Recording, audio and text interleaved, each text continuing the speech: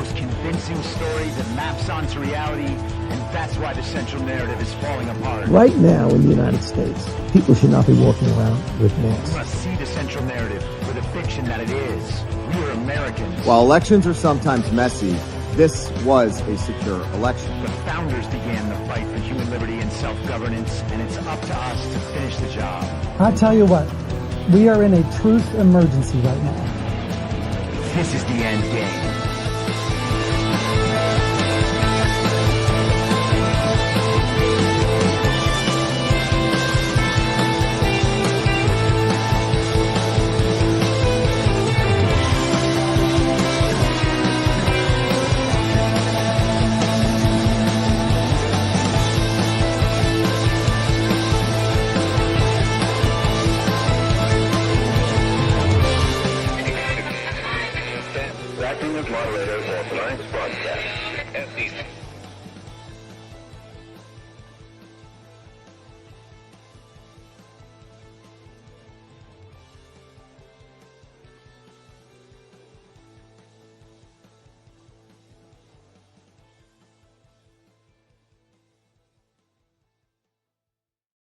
All the people that have gone out there against the mainstream media and said, you're going to call us racist, you're going to call us potential Timothy McVeighs, fuck you.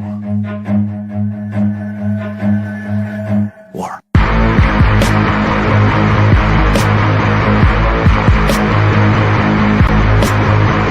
Seductive. Quite sure he's right. An obsessionally neurotic. Pretty dangerous, in fact. Do you mean you doubt your powers to convince him? Worse than that. What I'm afraid of is his power to convince me. Let us never tolerate outrageous conspiracy theories. Say it! Say it! All right, I'll say it. We're talking about putting a manifestly irresponsible man on national television. Sweetheart, be reasonable.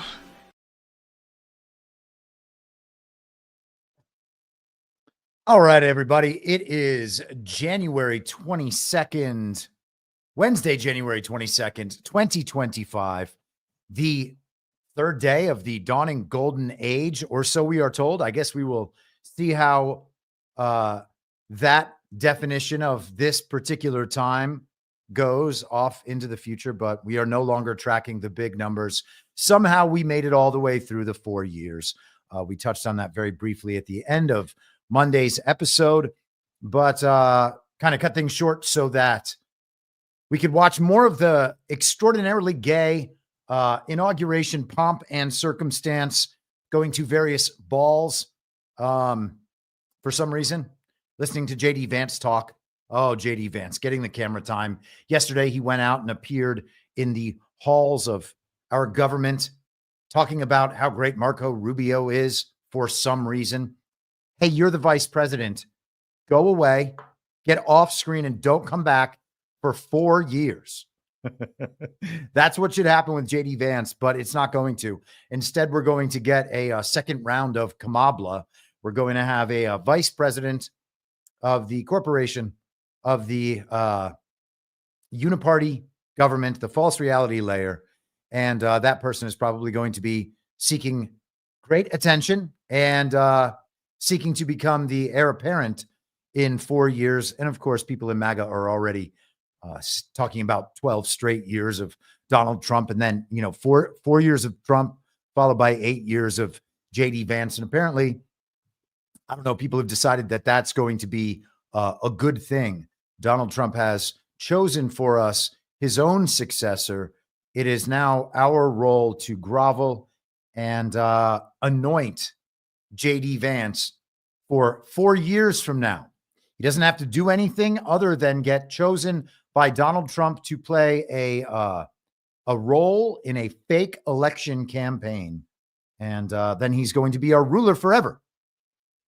We can, of course, address this many times over the next few years, and we'll see how all of that develops. Maybe JD Vance becomes a national hero. He just isn't one now, and anointing him to rule us down the road seems ridiculous. And one of the reasons it seems ridiculous is because his little buddy, Vivek Ramaswamy, for whom he named his own son, his best friend from Yale, he and his wife and Vivek were all best friends at Yale, part of that whole Yale thing. And now Vivek is not going to be the Doge guy, and he's not going to be the senator from Ohio. And apparently what he is going to do is go back to Ohio and run for governor, perhaps on the basis of his H-1B visa position. That sales pitch that he made to MAGA about H-1B visas that created a controversy and has basically become the end of Vivek Ramaswamy with MAGA. Who could have seen it coming? Oh, those of us who said that the primaries were fake the whole time and that we didn't need to actually have a Veep stakes for Donald Trump in a fake campaign to be followed by a fake election and then whatever we're dealing with now. More Doge news from Monday. Trump administration sued over Doge as soon as the swearing in was over. So this was before the executive orders and the rest of it even began. This is 1:02 p.m. Eastern. So 1 hour after the swearing in ceremony that, John Roberts kind of hurried along to the point where Melania was not able to step up with the 2 Bibles she was holding. Trump then took the oath, quote unquote, without putting his hand on the Bible. Oaths are silly and they should not happen. Particularly not oaths to whatever the abomination of the Constitution is right now. If the oath is to protect the Constitution in its current form, then that oath is to maintain the defeat of the original Constitution that was just fine in its own form. And I don't know about this oath, to tell you the truth. Trump's hand not on the Bible does not signal to me, I don't think, what it signals to other people, or at least some of the hints. Of course, people were like, Donald Trump really is the Antichrist right now, which of course, that's very, very silly. People were thinking that it was because he doesn't need to take an oath. And I've said that many times. I don't know if his hands not being on the Bible as Melania walked up after Roberts had already kind of started the oath process is proof of him not needing to take an oath. But I don't believe that Donald Trump needed to take any sort of oath. Donald Trump did not lose an election in 2020. Joe Biden was never president. We did not need to transition power back to Donald Trump. Donald Trump, in my mind, never gave up that sort of power. He might have stepped away. He might have devolved his authority for a period of time. But as far as his position goes in the American government, I mean, the false reality layers of the American government don't matter. And on the base layer, Donald Trump wasn't, he never left to begin with. So that's my take on that. And hey, man, people are going to have different opinions about that. In the future, maybe we will know what the ultimate answer is. Hello to the chat. Hello to the paid subscribers. This is the subscriber stream, of course. Thank you all for joining. Thank you all for the support of my show, without which I would not be able to do the show. So this is the Hill from, let me fix this. There we go. This is the Hill on Monday. They're suing Doge because it doesn't comply with the Federal Advisory Committee Act. All right. Sounds very official, very constitutional. You love when they put their little acts in and then try to enforce these parts of the law that only exist on the back of other illegitimate parts of the quote unquote law. And we're going to get into a bunch of that stuff today because I want to spend some time on all of Donald Trump's executive orders. I spent virtually all of yesterday going through them one by one, and there's quite a few of them. I haven't actually gone through all of them, probably 5 or 6 to go, but a lot of interesting stuff in there. And so we're going to hear all of these new parts of Trump's government being stacked. Let's just hit this briefly. The plaintiffs each claim Doge is covered by FACA, which mandates federal advisory committees meet transparency requirements like having a charter, fairly balanced membership, and a designated federal officer to call meetings. So they're going to be real sticklers about this. And I don't think it's going to matter, of course. Doge's stacked membership, far from being fairly balanced, reveals that only one viewpoint is represented, that of small government crusaders with backgrounds in either the tech industry or Republican politics. This shortcoming renders Doge's membership imbalanced and unfit for the function it has been directed to perform. This is what the claim is. And of course, they still believe that Ramaswamy was going to be part of this at one point. He no longer is. He just kind of faded out from the picture. We discussed that the other day. It's odd that J.D. Vance's BFF was promised this position and did a whole lot of talking. He made statements on behalf of apparently the Trump administration in terms of the H-1B visas. Donald Trump addressed that briefly yesterday in a press conference that we'll get to in a second, and said he was of two minds about the whole thing. He doesn't want there to be this constant influx of immigrants coming into the country, but also understands that American businesses want and need the best people. And so maybe there would be a need for it. He was very neutral on the whole issue, and I think maybe content to let things play out, knowing that he's already shutting down immigration in major ways, and maybe these things can be worked out over time rather than the hammer being dropped right away. We shall see in the future as all of that develops. This caught people's eye yesterday, and there's been a ton of talk about it, and rightfully so. This is an event Donald Trump held at the White House yesterday. He invited some business and technology leaders, his friend Masayoshi Son, who we discussed, a month or so back. He visited Donald Trump at Mar-a-Lago, promising $100 billion of tech investment in the United States to build data centers. Trump encouraged him to go up to $200 billion. Son returned yesterday, said that he had brought it up all the way to $500 billion. And then Trump at one point in their back and forth said, actually, Masa, this $500 billion is separate from that one or $200 billion that you promised. So that was amusing. He brought Larry Ellison and OpenAI's Sam Altman in as well. And they had this little event to announce a project called Stargate. And this is what began causing the controversy. Here is Donald Trump yesterday. It's my honor to welcome three of the world's leading technology CEOs. And in the case of Larry Ellison, it's well beyond technology, sort of CEO of everything. He's an amazing man, an amazing business person. But to announce the largest AI infrastructure project by far in history, and it's all taking place right here in America.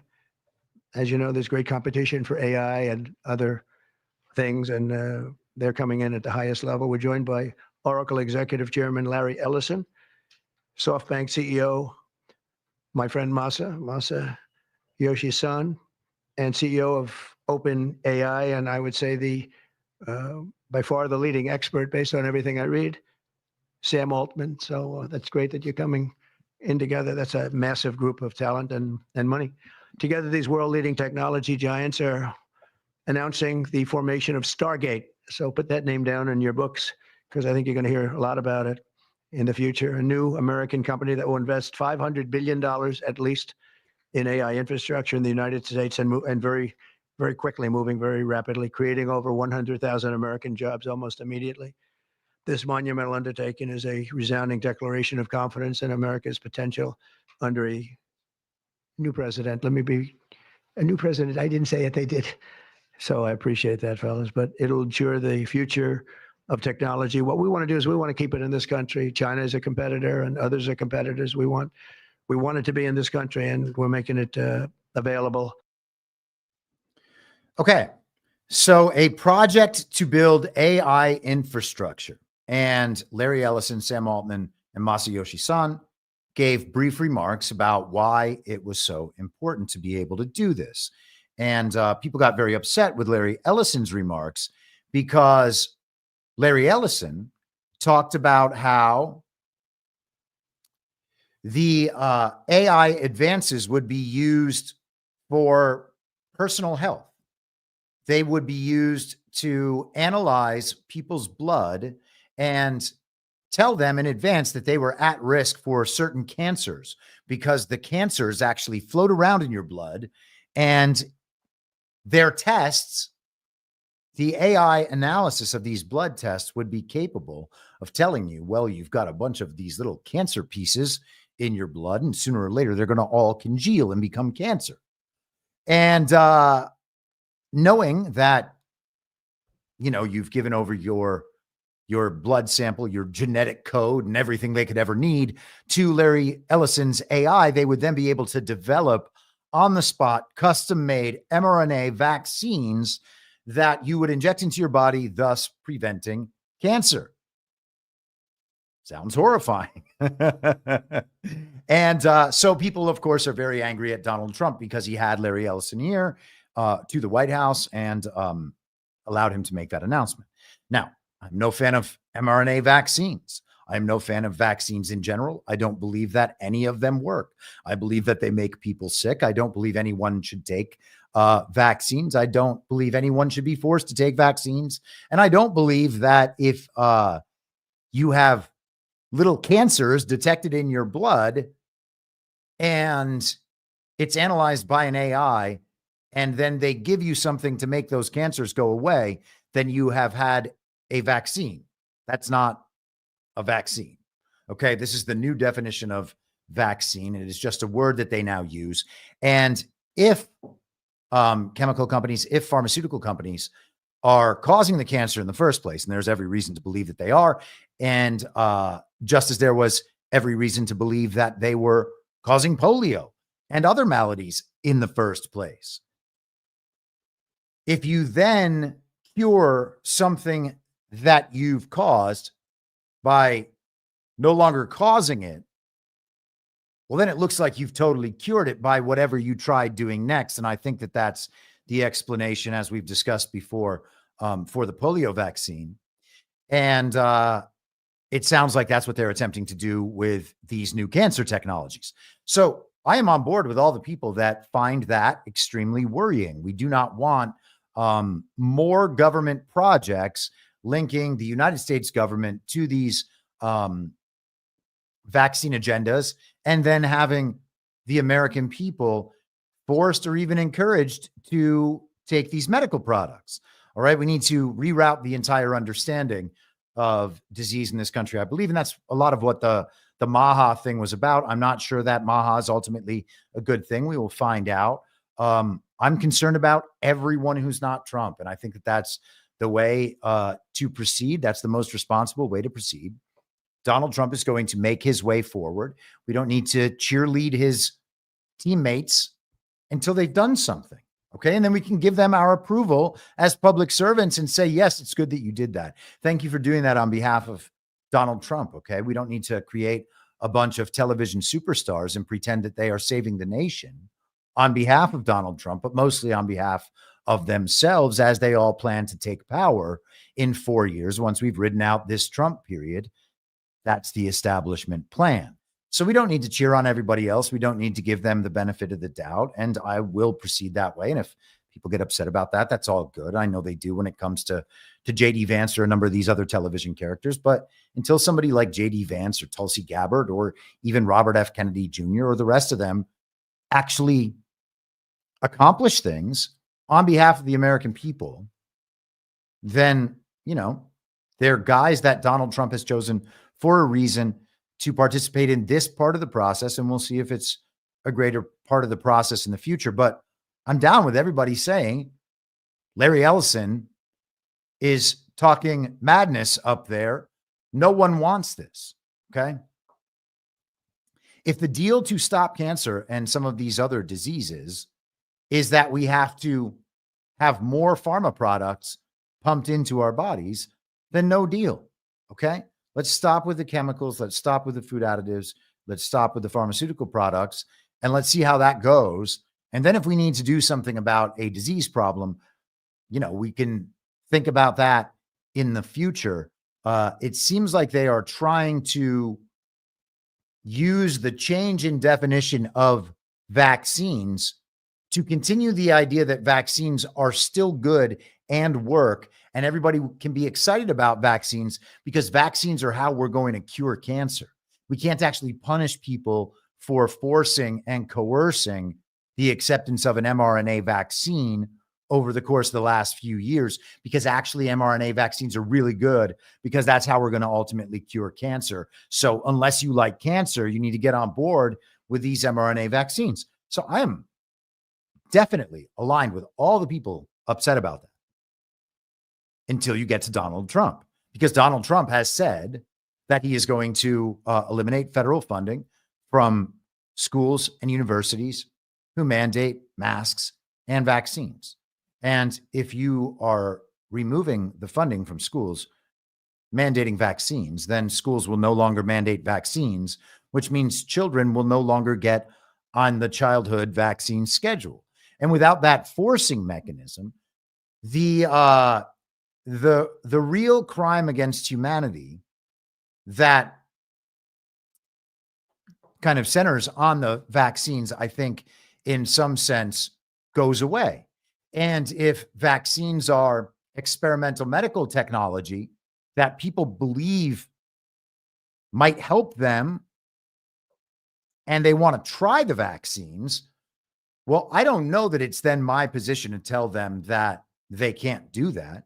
I could encourage them to look more deeply into vaccines, to think more about vaccines, and to consider that maybe A, they're not what we're told they are, and B, they're not helpful in the ways we're told they're helpful. And I guess the C would be that they've been redefined. But if that's what they want to choose, I don't know that it would then be my responsibility to, as a government, or even my encouragement for the government to take this role, to tell them that they can't do it.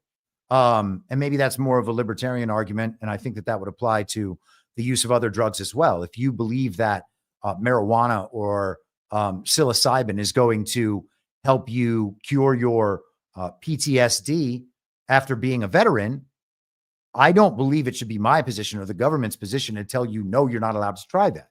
So I think without the mandates and the forcing functions, particularly when it comes to children who are unable to make their own decisions, and to the parents who get coerced into making those decisions on behalf of their children, or otherwise barring them from school, I think without that, a lot of the and I do believe it's a real atrocity, but I believe that some of the atrocity element is eliminated from the conversation, and it becomes a different conversation. And if people want to experiment with different medical technologies, maybe there's a purpose. I don't see it, but maybe there is. Anyway, I get the upset about Larry Ellison, but Donald Trump is not your problem here. And I think there's a lot more going on. This is not an announcement about the future of vaccines, no matter how it's communicated. And this is, again, another opportunity for the American public to say very clearly, publicly, loudly, so Donald Trump hears it, Mr. President, excuse me, sir, we actually don't want these vaccines, okay? Stop touting the development of vaccines. It doesn't matter what the globalists say. It doesn't matter what people might believe about vaccines, people who are still vaccine proponents. We don't want them. We don't want them as part of our government. If private entities want to develop them and encourage their use and people want to accept them, well, then that's their own private business. But this is not something that should go on at a government level. If that's how it is, all good. Okay.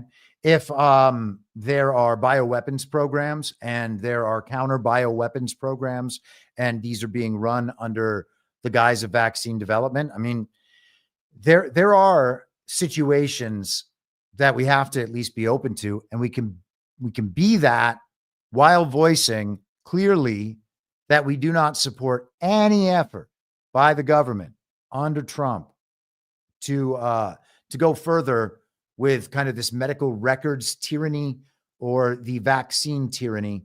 And maybe there's a way we can do that without ceasing innovation or cutting off other avenues that might lead to improvements. And then we got to put aside the vaccine thing, okay? Because that's, I don't think, what this is ultimately about. They talked about data centers for AI. And I talked about this a bit with Burning Bright last night on Badlands Story Hour. I would encourage you to listen to that discussion there if you want the longer version and some of our back and forth.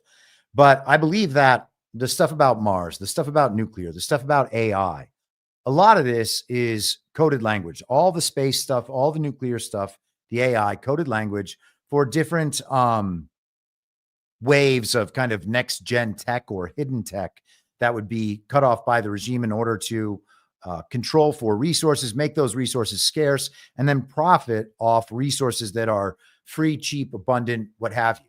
Okay. Free energy, the kinds discussed by Tesla and potentially the kind that we might be able to capture from the sun or other natural sources, then transmit and store properly, which has been one of the major problems with those particular strategies.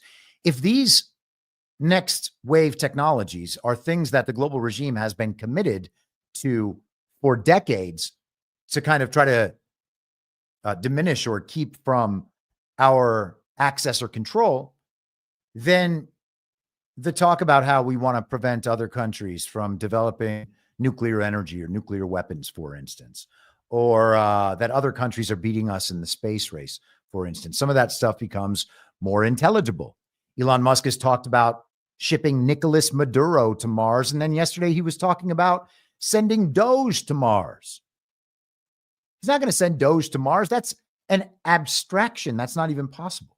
They're going to set up this one particular branch of the American federal government on Mars after reaching it in 2 years. No, that's not going to happen. Okay. He's talking about it in a gibberish way because it is a gibberish concept. And it seems like there are people out there who understand what he is actually saying, and he seems to be taunting them. This is something that Donald Trump does a lot. I think that he uses his public communications to taunt the regime. And I'll show you an example of it right here. Here is Donald Trump from this very same press conference yesterday. Sorry. So we have a question coming up. Donald Trump had an impromptu press conference, his second one in 2 days of being president again. He's already taken more questions than Biden did in 4 years of his fake presidency. But let's listen to Trump right here. Let me do this first. Are you open to Elon buying TikTok? Say, Are you open to Elon buying TikTok? I would be if he wanted to buy it, yeah. On your inauguration. I'd like Larry to buy it too. I have the right to make a deal. So the deal I'm thinking about, Larry, let's negotiate in front of the media. The deal, I think, is this. And I've met with owners of TikTok, the big owners. It's worthless if it doesn't get a permit. It's not like, oh, you can take the US. The whole thing is worthless. With a permit, it's worth like $1 trillion. So what I'm thinking about saying to somebody is buy it and give half to the United States of America, half, and we'll give you the permit. And they'll have a great partner, the United States. And they'll have something that's actually more valuable because they have the ultimate partner, and the United States will make it very worthwhile for them in terms of the permits and everything else. But so think of it, you have an asset that has no value or has $1 trillion value. It all depends on whether or not the United States gives the permit. So what I'm saying is let the United States give the permit and the United States should get half. Sounds reasonable. What do you think? Sounds like a good deal to me, Mr. President. Yeah, he can afford it too. Mr. President, you're a president who has long said that you back the blue. So Larry Ellison is already involved with TikTok. Let's go to this right here.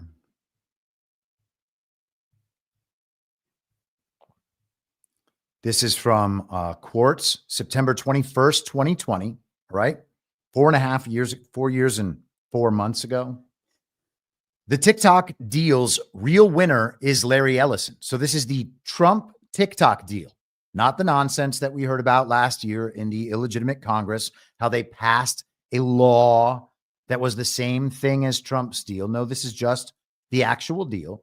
The real winner is Larry Ellison. It says, as the dust settles on the saga of TikTok's fate in the U.S., one company has emerged as a clear winner. Software maker Oracle has, with help from the federal government, wrested TikTok's cloud storage contract away from Google and emerged with a 12.5% stake in the world's hottest social media app. So they took the cloud storage contract away from Google and moved it to Oracle. These developments are a major coup for Oracle chairman Larry Ellison, the world's 7th richest person and one of the few prominent Silicon Valley leaders to publicly back U.S. President Donald Trump. The deal offers a much-needed win for his company, which has struggled to make a dent in the cloud computing market while competing against heavyweights like Amazon, Microsoft, and Google. Ellison made his fortune with Oracle, which began selling computer databases in the late 1970s. At the time, database services were a novel concept. As more and more of the economy moved online, Oracle became one of the world's biggest data hosts and snapped up a string of enterprise software firms along the way, including Sun Microsystems, which created the Java programming language. Okay. So TikTok's cloud storage contract away from Google. The data goes to Larry Ellison. What is the AI processing all about? Well, it's partly about data.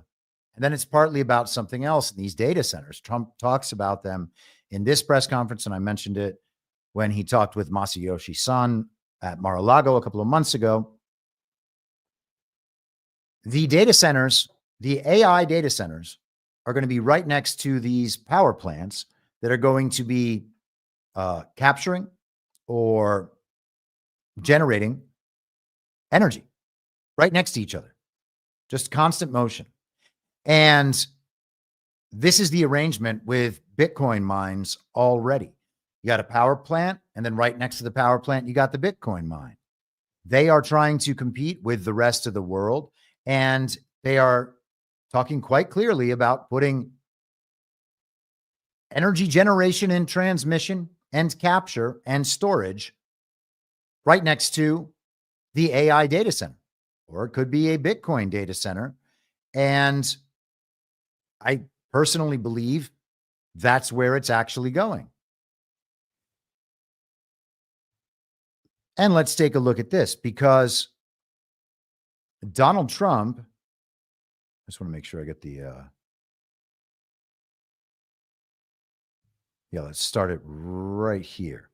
So Larry Ellison, again, Donald Trump is essentially showing off and, I believe, to some extent, mocking elements in the global regime with this meeting, bringing these people here and showing them to the world, as you'll hear him say. Steve Bannon was calling, even before the inauguration, he was talking about Trump's trophy case. Elon Musk, Sundar Pichai, Mark Zuckerberg, and Jeff Bezos, just right behind him at the inauguration. On the other side, he's got Bill and Hillary Clinton, George and Laura Bush, Barack Obama without Big Mike, and Joe and Jill Biden. So he's got the trophy case of the politicians and big tech. And here he's got 3 more extremely wealthy and powerful individuals essentially telling him, yes, Mr. President, that's a good deal. We'll do whatever you say. $500 billion. No problem, sir. $500 billion coming into the country, being promised by these private businessmen, we're told. And the TikTok thing is ultimately going to be a joint venture, as Trump has said. But let's listen to him right here. He did a very good job for a guy that doesn't do it much, right? But he's so respected, and the group, and it's really an honor. But for Larry to be here and do this is very unusual, because he doesn't do this stuff. He doesn't need it. He does. And you don't need it, do you? You don't need it. But I think it's an honor to the country. It's a great honor that this group, these are the top people, that they're going to do it, and they're going to do it here, and we're going to make it as easy as it can be. A $500 million Stargate project comes in addition to a separate pledge between 100 and 200 billion dollars from, as we know, from Masa that we talked about before. Also 20 billion from DMAC, which was great.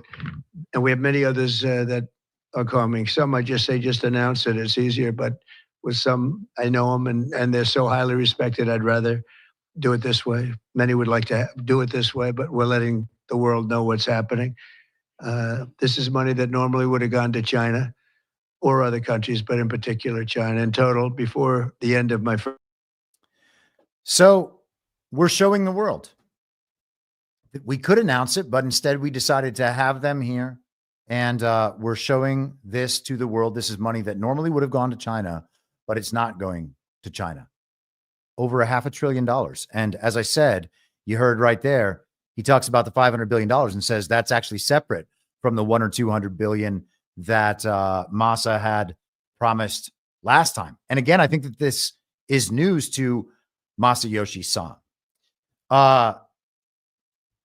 Elon Musk started responding to this deal, to this Stargate deal, by going after Sam Altman. And he has a lawsuit against Sam Altman right now. They were former colleagues on the OpenAI project, and he has been talking about Sam Altman for a couple of years now, talking about how OpenAI is actually closed AI and they're not open sourcing their algorithm or whatever. Elon Musk bashes the $500 billion AI project Trump announced, claiming its backers don't have the money. So this is CNN today trying to obviously drive this narrative wedge between Donald Trump and Elon Musk, although it sounds to me and seems to me like they are just kind of playing off one another. What does it mean that this announcement took place, that Trump had these people in there, but that they might not have the money? And again, $500 billion or more is an extraordinary amount of money. Shortly after President Trump announced a new massive AI infrastructure investment from the White House, first buddy Elon Musk tried to tear it down. And of course, that's their name for their relationship. They don't actually have the money, Musk wrote on his social media platform X. SoftBank has well under $10 billion secured. I have that on good authority. Trump said the investment will create a new company called Stargate to grow artificial intelligence infrastructure in the U.S. The leaders of SoftBank, OpenAI, and Oracle stood alongside Trump during the announcement.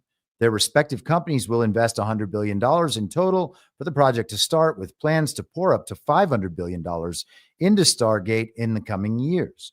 So are they advertising this project to the people who they were formerly aligned with, who might want the vaccine elements? I don't know. We're going to have to see how this thing develops. But there's also a Microsoft tie-in here as well. And people have proposed that perhaps this is an exposure on OpenAI, Sam Altman, and Microsoft. I think there's something going on with the TikTok data, all of that data that was stored in the cloud, and Oracle and the TikTok app and whatever else. If that information, if TikTok, the app, the way Donald Trump talks about this, I think the TikTok thing has to be looked at as something much bigger than just this social media app, particularly because of the data that's being held by Oracle. It was formerly accessible by Google. Now it's held elsewhere. We've talked about cloud computing. We've talked about the Rumble cloud. We've talked about the middlemen presented by, Microsoft in this example, or Amazon Web Services, and how we need to move outside of that control. If we've also talked about Donald Trump many times, saying that he has it all. We have it all. Okay, what does that mean? I believe it means all the data, all the information. They're tracking every bit of communications.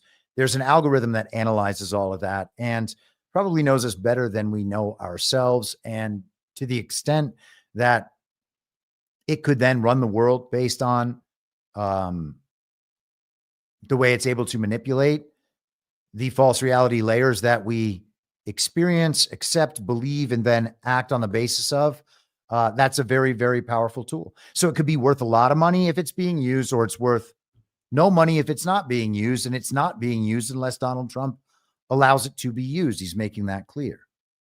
So at some point, does that data then, is that data and the ability to use that data exploitable against the regime? And that, I think, is the ultimate question. And all of this, I think, plays into the same thing. Again, this is some speculation. We're not going to know exactly how all of this is going to operate. But to think that the most important part of this press conference yesterday was the vaccine comments by Larry Ellison seems to be missing the big thing and getting caught up in an anti-Trump argument that I believe should have been settled in most people's minds 3 years ago. I personally started talking about this stuff, I think, as far as I know, before others, Donald Trump related to the vaccine, because I saw an obvious anti-Trump, anti-vaccine op being run. And of course, it was run throughout the Ron DeSantis op as well, trying to blame Donald Trump for COVID, for lockdowns, for all of it, for the vaccines, even though he devolved that power to the states. The governors in the states made decisions about how to handle COVID and also how to handle the vaccines in their states. Ron DeSantis was going around vaccinating 94-year-old World War II veterans during the vaccine rollout. So you can't blame Trump for the vaccines that Ron was advertising and supporting. You can't blame him for the lockdowns that Ron put into place. And knowing that, it all begins to sound like an op real quick. And that was the sort of thing that some of us absolutely pounced on 3 years ago. For some reason, people still can't get over the fact that Donald Trump didn't make anybody anywhere take a vaccine. He just didn't. He gave us every reason to understand that the coronavirus was not as transmissible as they said, not as deadly as they said. There's zero coronavirus deaths. Zero. Okay. Every single coronavirus death is either data malpractice or medical malpractice. There is no coronavirus death, which is why no one died in their homes. We never saw anyone falling over in the streets. All of that was very obvious. The fact that we didn't need masks, didn't need lockdowns, Trump made that very clear to everybody over the course of 2020. And by the time the vaccines came out and were then pushed and then mandated and coerced under Biden, if at that point you're going to blame Donald Trump because you got the vaccine or because others got the vaccine, I think that you're being extremely dishonest. And I think it's a very immoral claim to make. People have to make their own decisions and be responsible for those decisions. Donald Trump didn't make anybody's vaccine decisions for them. And the process over the last 5 years is what is toppling the vaccine regime completely. And Donald Trump is going to drive the final nail into that coffin when he removes federal funding for schools and universities that mandate. That's the end of the program. So I think we should focus on the important things that were discussed yesterday. And I'm not saying the vaccine thing's not important. It is important to understand the issue. It's important to give feedback. Okay. But thinking all of a sudden that Donald Trump has just completely betrayed all the people that quote unquote voted for him. If you are mad at Donald Trump for vaccines still, not a very intelligent person, I would argue, and certainly not any kind of Trump supporter. All right. Like, just admit that you quote unquote voted for Trump because you A, still believe in elections, and B, couldn't support Biden again. because, of course, the people attacking Trump on these sorts of bases were Biden supporters the first time around. Maybe they didn't vote for Joe Biden, but when the television told them that Joe Biden received 81 million real lawful American votes, they took it and agreed and accepted it. So, you support Joe Biden at the end of 2020 and the beginning of 2021. I don't care if you voted for him. And I certainly don't care if you voted for Donald Trump. The opinion is worthless to me. Okay. If you pretended that Joe Biden received 81 million real lawful American votes, and you pretended that COVID was a very deadly pandemic and needed a vaccine, and that other people needed a vaccine, you don't get to go back on that and pretend that Donald Trump is the dumb and dishonest one. So, moving on from Larry Ellison. Yeah. So Elon Musk went back and forth. He said SoftBank has well under $10 billion secured and that he has that on good authority. Sam Altman came back at him saying that Elon Musk is wrong and lying, and he knows it. So we will find out about these investments. But it does seem that Trump is kind of just holding these people up as trophies, showing them off to the rest of the regime and saying, look what I have in my back pocket. See that? That's Larry Ellison. He's right here talking about pushing $500 billion into this AI project. Is the AI project based on all that data that Oracle has that access to? I'm very, very interested to see how this goes because, we talked about the uncensored AI and the potential for that a couple of weeks ago. The uncensored.ai app was supposed to be out on Monday. Apparently, they're doing onboarding for their beta phase. Gab is supposed to be releasing a new AI model. And then Grok 3 from X, formerly Twitter, is supposed to be coming out as well. All of this while the TikTok thing is coming together. There hasn't been much motion on the DJT stock. I thought that there would be more yesterday, but there was not. So we'll just, continue monitoring this stuff. We've been on it since day one. It continues to get more interesting. It is tracking with the theories that I put forward years ago. So I am very interested to see how things progress. Let us go to some of the executive orders here. So we might as well start with the TikTok executive order. And here it is.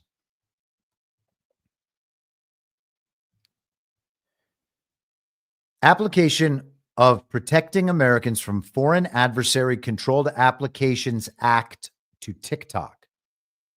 All right. Trump says after some introduction, I have the unique constitutional responsibility for the national security of the United States, the conduct of foreign policy, and other vital executive functions. To fulfill those responsibilities, I intend to consult with my advisors, including heads of relevant departments and agencies, on the national security concerns posed by TikTok, and to pursue a resolution that protects national security while saving a platform used by 170 million Americans. My administration must also review sensitive intelligence related to those concerns and evaluate the sufficiency of mitigation measures TikTok has taken to date. And I should have mentioned Larry Ellison in the development of Oracle. These have always been things that are in conjunction with the U.S. government, the Defense Department, DARPA, the CIA, etc. On this podcast years ago, I think that this was actually in 2022, this would have been discussed. I did an episode with a guy that some of you are probably familiar with named Richard the Saint. Yes, it is from September 10th, 2022. You can find it by searching Flight 1745. And that was a piece that he did on the interplay between Larry Ellison, Oracle, and the Trump administration. And very interesting interview and episode, and some good research that he did back then. Give that a look if you are into this subject and want to understand more about what's going on with Larry Ellison. again, feel how you want about the vaccine stuff, but I think yesterday's meeting was much bigger than that. The TikTok issue plays right into that. The cloud of everyone's data, I think, has to intersect at some point just to provide this level of value proposition that Donald Trump is talking about, which is amazing. Like, this is either totally worthless if I don't grant this project permission, and it could be one of the most valuable properties in the world if I do. I think that has to be the data. Okay, so AI analyzing that data, the data centers and everything, all of this comes together. And when we talk about a parallel tech infrastructure that involves energy capture, storage, transmission, communications, transmissions, and currency, as well as peer-to-peer internet, I think all of that is being built out between these various Defense Department connected organizations, these tech apps, and people like Elon Musk. I've also proposed before, and I think that it's totally in play, the parallels that we have with some of these various technologies. Facebook has its parallels in Russia. VK is the Russian Facebook. WhatsApp is Facebook Meta technology here in the US. It's parallel Russian Telegram. Okay. That's Pavel Durov with both of those apps. We have Facebook and Meta, Mark Zuckerberg, or Facebook and WhatsApp under Meta with Mark Zuckerberg. So we have these two parallels controlled by one person on either side. We have Snapchat parallel to TikTok. We have, Twitter and a number of parallels. We have Google, which is YouTube, parallel to Rumble. The data this particular cloud data no longer on Google, being held by Google. Trump says, accordingly, I am instructing the Attorney General not to take any action to enforce the act for a period of 75 days from today to allow my administration an opportunity to determine the appropriate course forward in an orderly way that protects national security while avoiding an abrupt shutdown of a communications platform used by millions of Americans. Okay. And so there would be, of course, some speech concerns involved in that. And I believe that those things have to be taken into account.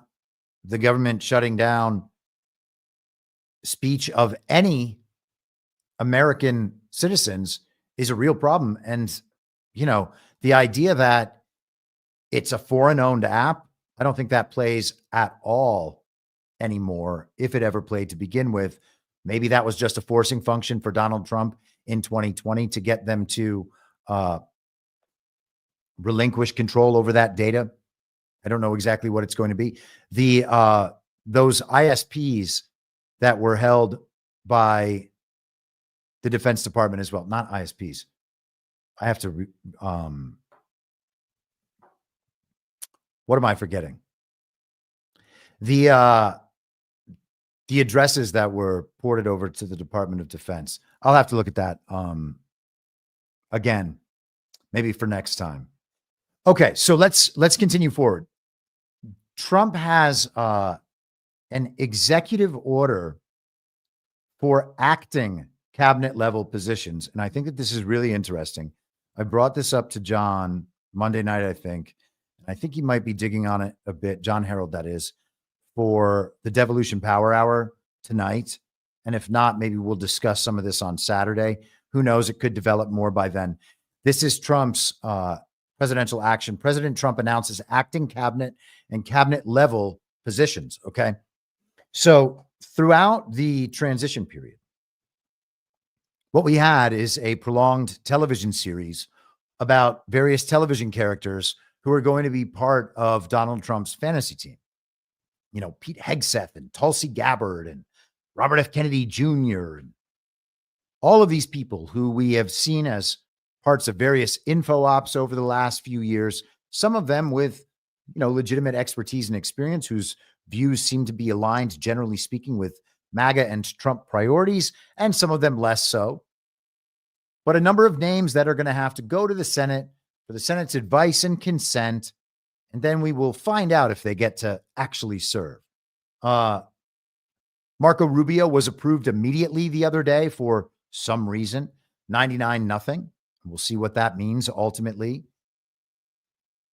The vote yesterday for John Ratcliffe has been delayed by a couple of days. And so maybe they're going to continue delaying various Senate approvals for some of Donald Trump's nominees.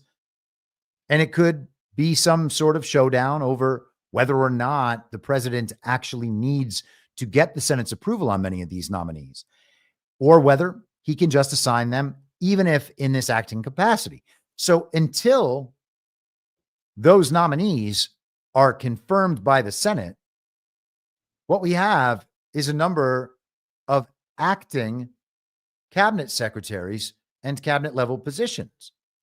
So we have Secretary of Agriculture, Commerce, Defense, the Army, the Navy, the Air Force, Education, Energy, HHS, Homeland Security, etc. Okay, you go on down the list. All of these people are currently in their roles, performing the duties of these offices in their capacity as acting secretary. And it's not like they're doing a lot, but they're implementing various executive orders, firings, calling for resignations, whatever it might be that they are assigned to do during this period. There are people performing these functions on behalf of Donald Trump who are nonetheless not on the fantasy team and not participating in the television show. I hadn't heard of this man, Robert Salesis, I guess would be how you'd say that name, Secretary of Defense. So this man is serving as Secretary of Defense right now in an acting capacity until Pete Hegseth and the television show has finished its run. Who knows what will be accomplished by these acting cabinet level appointees while the television show is playing out. Yesterday, we had more accusations against Pete Hegseth. Yes, people were saying IP addresses. I said ISPs, didn't I? Yeah, IP addresses. I don't know how I did that. It all gets jumbled up sometime. So even Adam Schiff, by the way, loved Marco Rubio. He even went to X, formerly Twitter, to let everyone know how great Marco Rubio was. And that is very strange. People are very happy that Marco Rubio is making sure that only proper flags will fly on U.S. government buildings. No more LGBTQ flags and the like, apparently. Everybody is very excited about the new standards on who has the wee-wees and who has the hoo-has, and we will talk more about that in a little bit. This is something that Trump has talked about. This is something that Elon Musk has talked about. The presidential action to return to in-person work.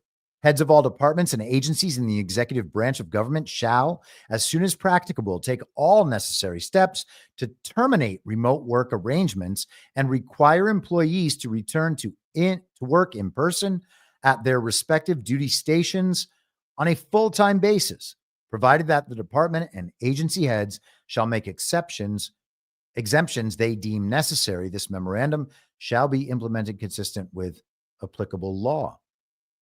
So federal workers need to return to in-person work. They have not been working in person for almost 5 years. And that will be interesting. How many people will simply just leave their positions because of this demand to return to work? People who do not want to show up to work, or people who might have moved far away from where their job would require them to be. If they thought they were never going to have to show up to work in person again and moved out of state or out of the area, they're probably not going to show up again.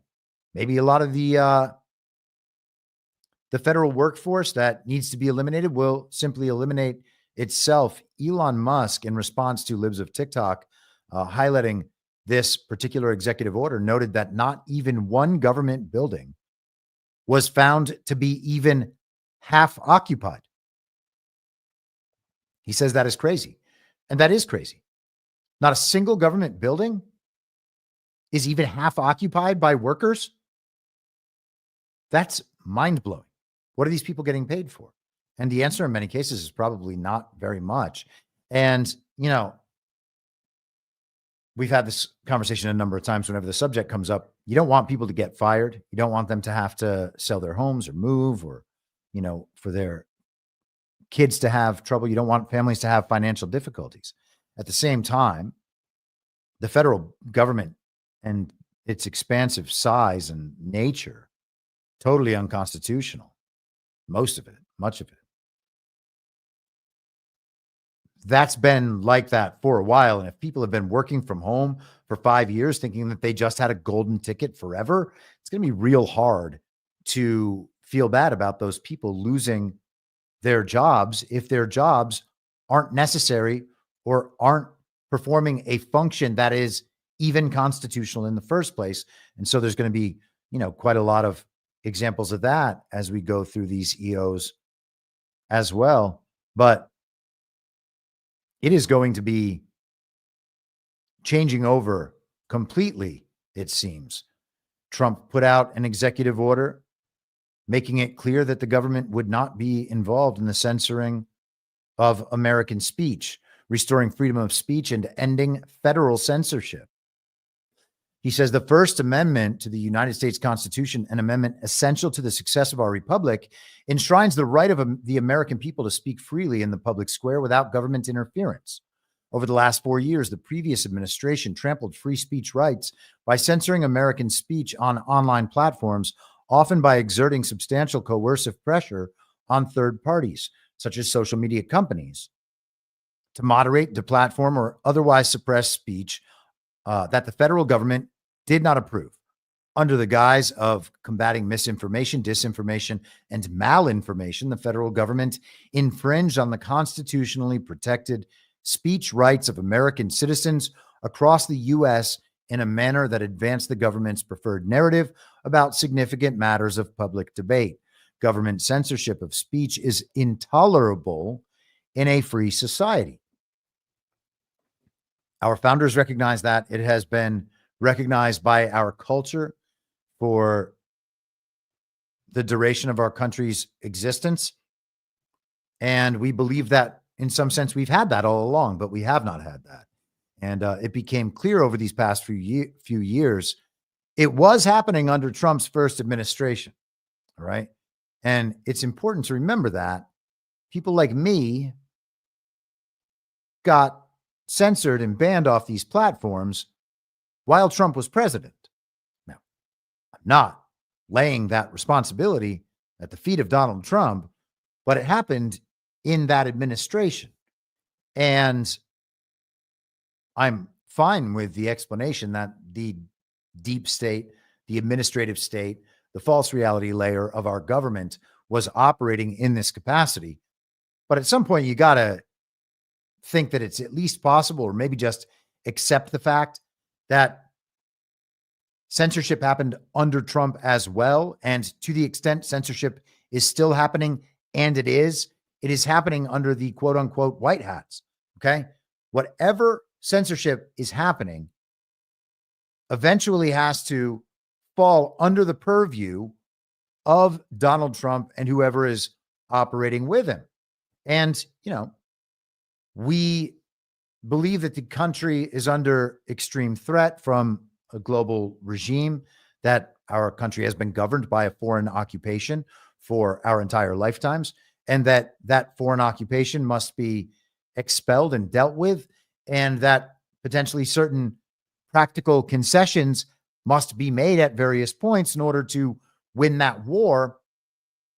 So there's some level of patience that we can exercise, but sooner or later, it does come down to restrictions on speech, and speech is still restricted.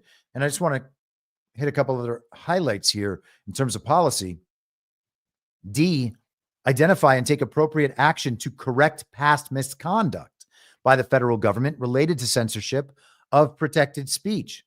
Does that mean some sort of settlement in the class action lawsuits with big tech because the federal government is not only involved, but now Trump as president is admitting that the federal government was involved? Should people like me and probably many of you have some sort of restitution because our most basic, fundamental human and constitutional right was systematically violated by the government?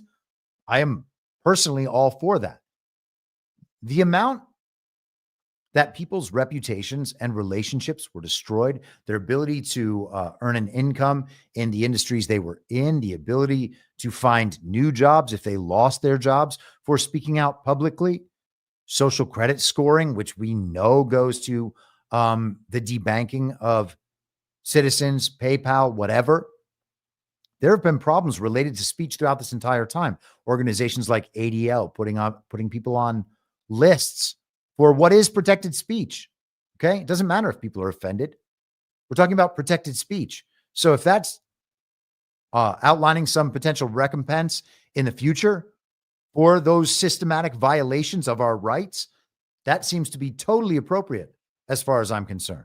And perhaps it should come directly from the tech companies who have profited so greatly in this country, exploiting people's data, exploiting people with their data, right? Using people's own data to exploit them, inducing them to adopt certain political beliefs, buy certain products, the exploitation of each of us with our data. Now, should people be more protective about their data? Yeah. Can we just slough all our responsibility off onto the government? No. But if the government is censoring us and actively attempting to destroy our reputations by calling us the spreaders of mis and disinformation and domestic terrorists and the rest of it, I think that we are well within our rights to demand some restitution. Julie Beans in the chat writes that Robert Salesis initiated and directed the department's COVID task force. And I imagine she's talking about the Defense Department there. That is very interesting. Very interesting indeed. I'm going to have to look more into that. So thank you for the heads up there. One more note from the censorship executive order. The Attorney General, in consultation with the heads of executive departments and agencies, shall investigate the activities of the federal government over the last 4 years that are inconsistent with the purposes and policies of this order, and prepare a report to be submitted to the President through the Deputy Chief of Staff for Policy with recommendations for appropriate remedial actions to be taken based on the findings of the report. So we're going to get a full review of everything that the illegitimate Biden regime may have done related to the censorship of the American people over the last 4 years, and whatever organizations under DHS and other illegitimate and unconstitutional parts of the federal government must be dealt with. Again, I'm the guy that thinks this cabinet needs to be totally dismantled. And I'm not talking about Trump's picks in particular, just that these branches of the federal government shouldn't exist.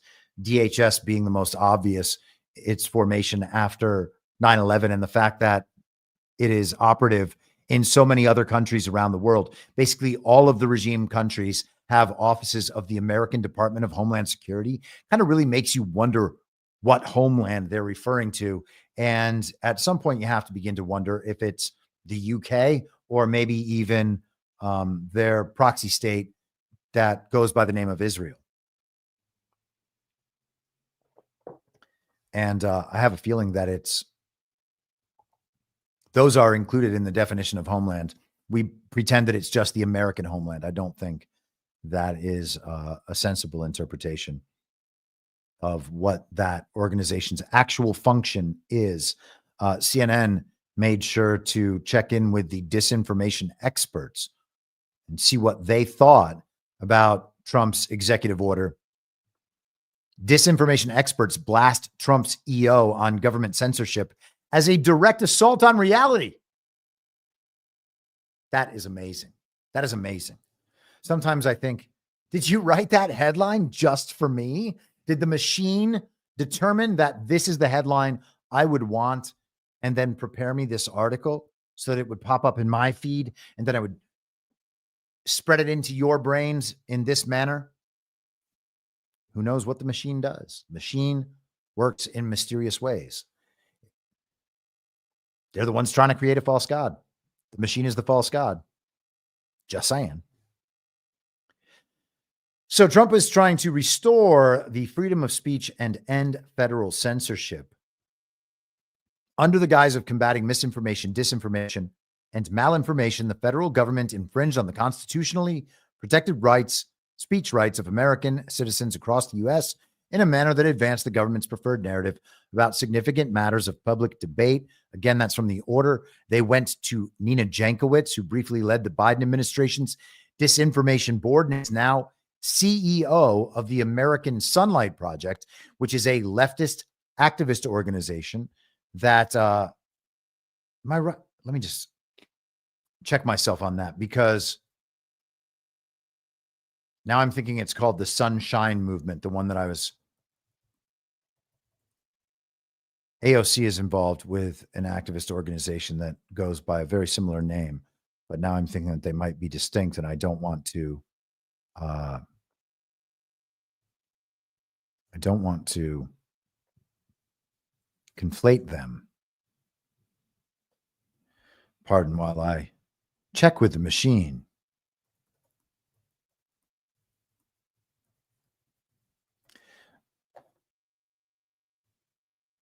So the machine is being very difficult. Doesn't want to answer my query here.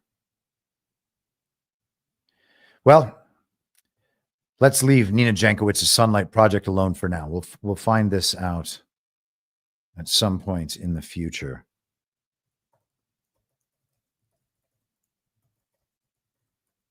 Hold for processing. All right. So the machine is just not working. So Jankowicz, the singing, what can you call her? I'm trying to think of she's a memory holder in chief, the reviser of reality.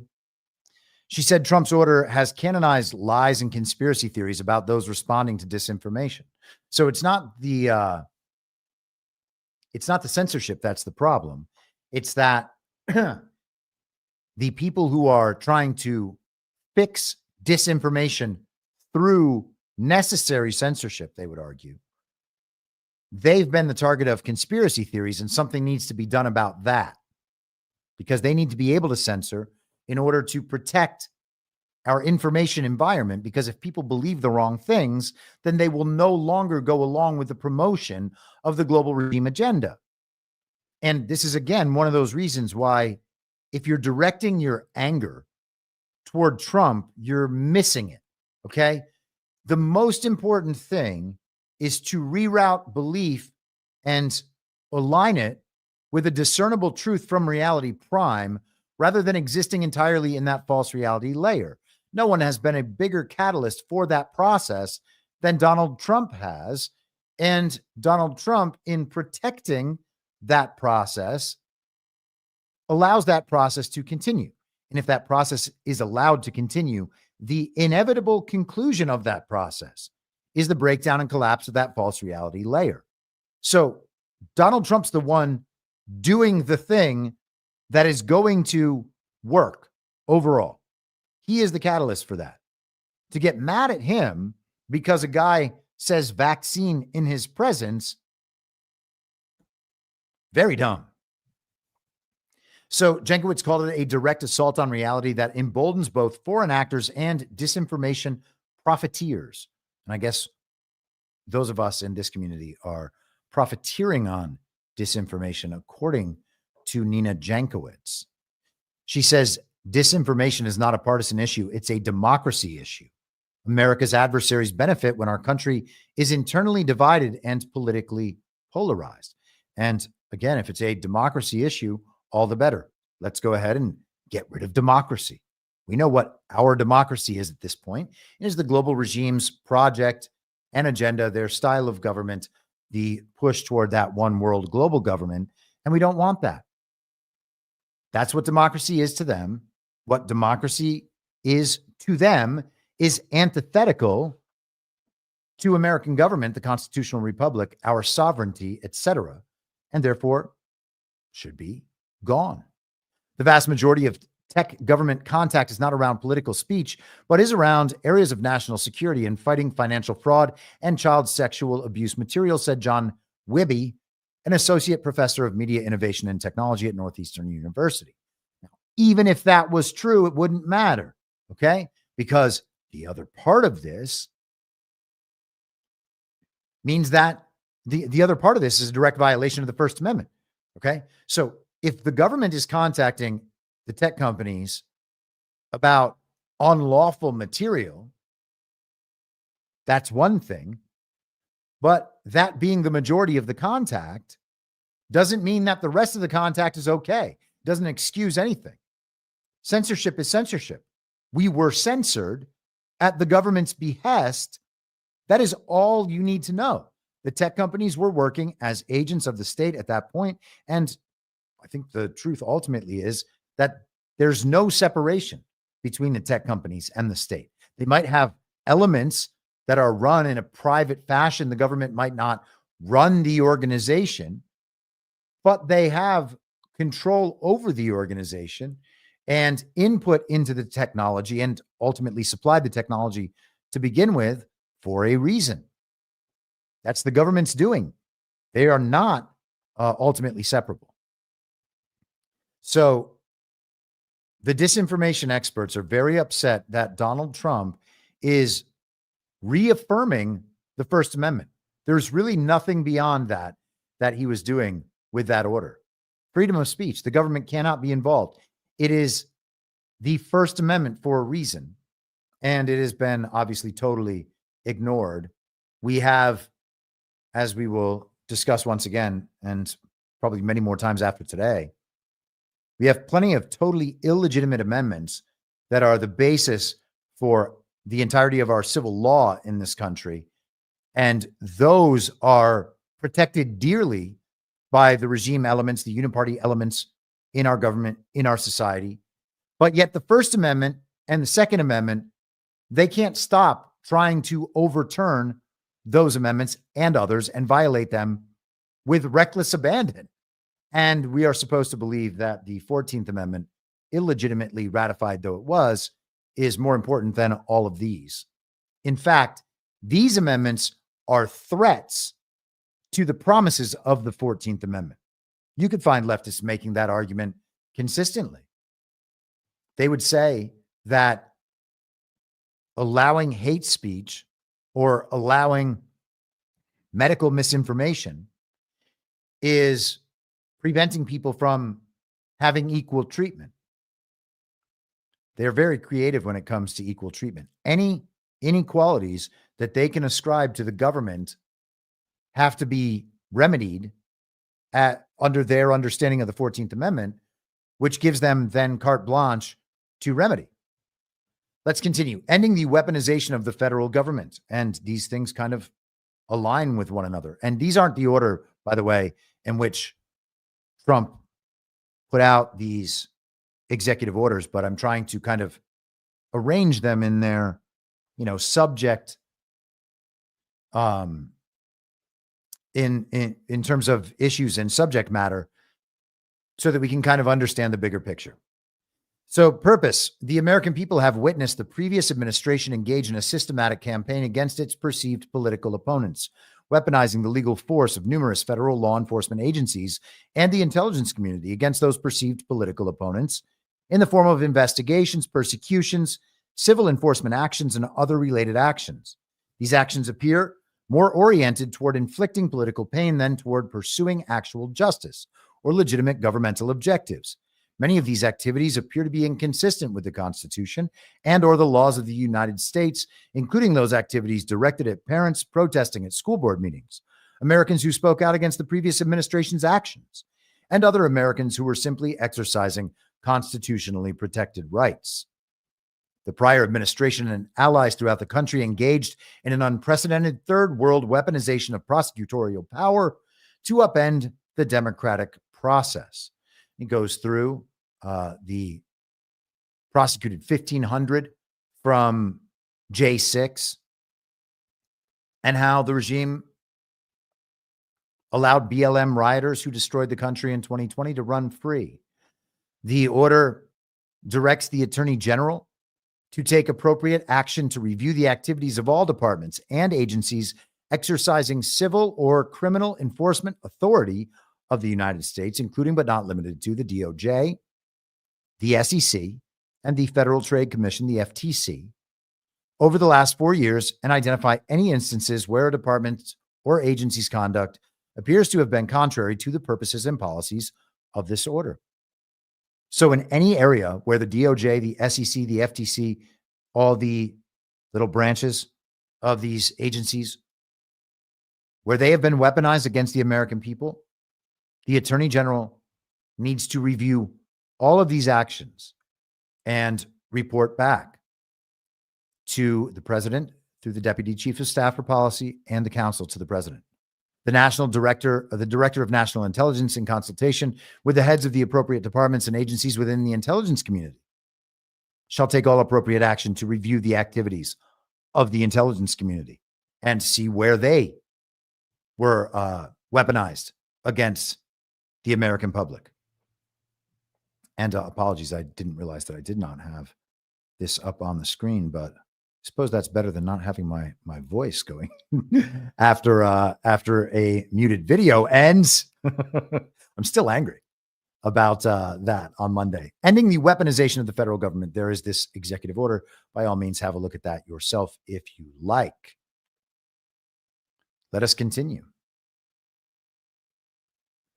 Trump is quickly reforming government and its processes, removing much of what the illegitimate regime did prior and has done over many years. All of these actions are significantly weakening the deep state, the bureaucratic state, and its agenda. And I believe it's very clear, and we will see as we continue, that Donald Trump is executing very quickly on the reformation of how the government operates. And to the extent that some of these organizations and processes will be abandoned and removed in full from various agencies, putting them back is going to be awfully difficult.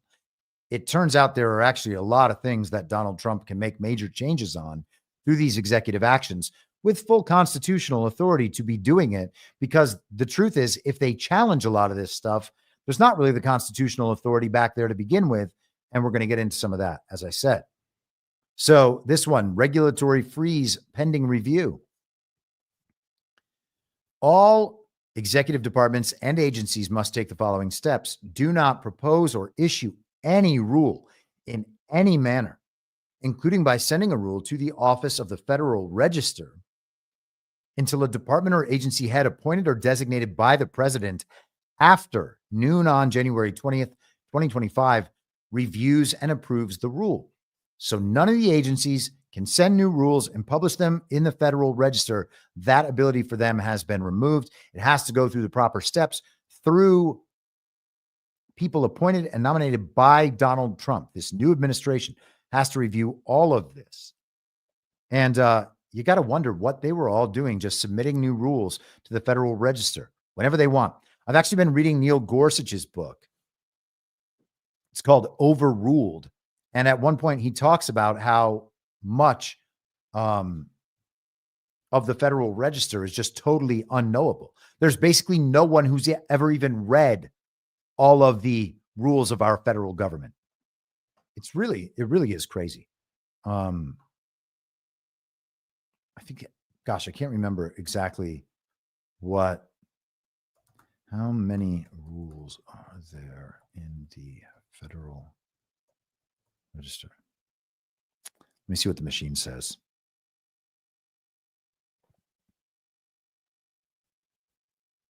So It says that the page count in 2023 is 86,000 pages, which is 41% above Biden's first year count and the second highest count of all time.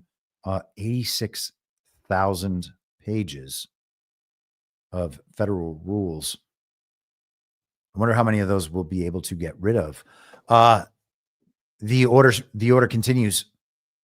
Consider postponing for 60 days from the date of this memorandum the effective date for any rules that have been published in the Federal Register or any rules that have been issued in any manner but have not yet taken effect.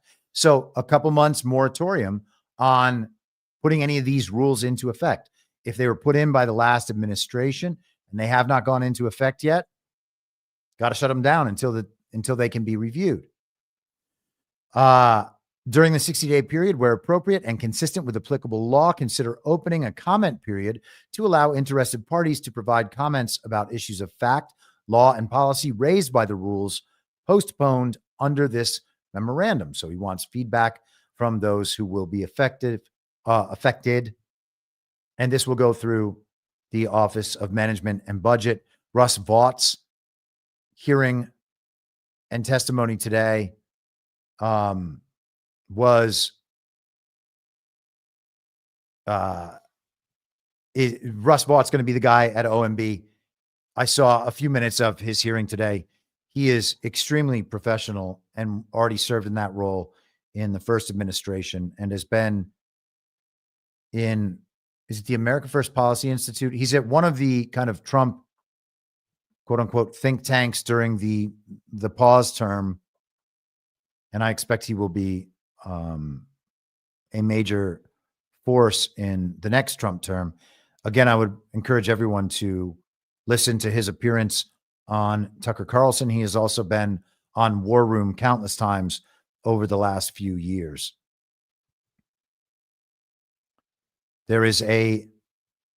Donald Trump has imposed a federal hiring freeze as well. He writes, I hereby order a freeze on the hiring of federal civilian employees to be applied throughout the executive branch. As part of this freeze, no federal civilian position that is vacant at noon on January 20th, 2025 may be filled, and no new position may be created except as otherwise provided for in this memorandum or other applicable law. Except as provided below, this freeze applies to all executive departments and agencies regardless of their sources of operational and programmatic funding. This order does not apply to military personnel of the armed forces or to positions related to immigration enforcement, national security, or public safety. Moreover, nothing in this memorandum shall adversely impact the provision of Social Security, Medicare, or veterans benefits. So the main priorities are being protected, and then the other agencies are being put on a pause that will remain in place for some considerable time. Within 90 days of the date of this memorandum, the director of the Office of Management and Budget, in consultation with the director of OPM and the administrator of the United States DOGE service, the USDS, that we'll see has been transferred over from the United States Digital Services to the DOGE service. So USDS remains USDS, just has a new name and the whole Elon Musk branding now. But they're going to submit a plan to reduce the size of the federal government's workforce through efficiency improvements and attrition. So a lot of this stuff is just being allowed to fall away over time. You can't hire anybody new. There's going to be people who are leaving because they don't want to come back in to work in person. A lot of the free ride is going to be gone. A lot of the federal workforce is probably going to eliminate itself. Upon issuance of the OMB plan, this memorandum shall expire for all executive departments and agencies with the exception of the IRS. This memorandum shall remain in effect for the IRS until the Secretary of Treasury, in consultation with Russ Vaught, the director of OMB, and the administrator of DOGE, determines that it is in the national interest to lift the freeze. So the IRS might never hire anyone ever again. And of course, they're supposed to be eliminated and replaced with the External Revenue Service. So hopefully that's the case. Contracting outside the federal government to circumvent the intent of this memorandum is prohibited.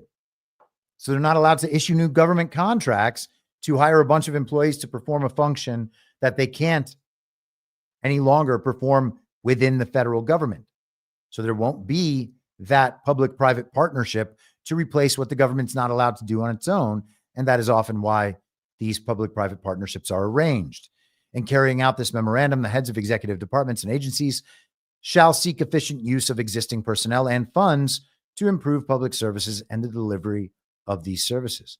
So just a measure of efficiency and shrinking the workforce.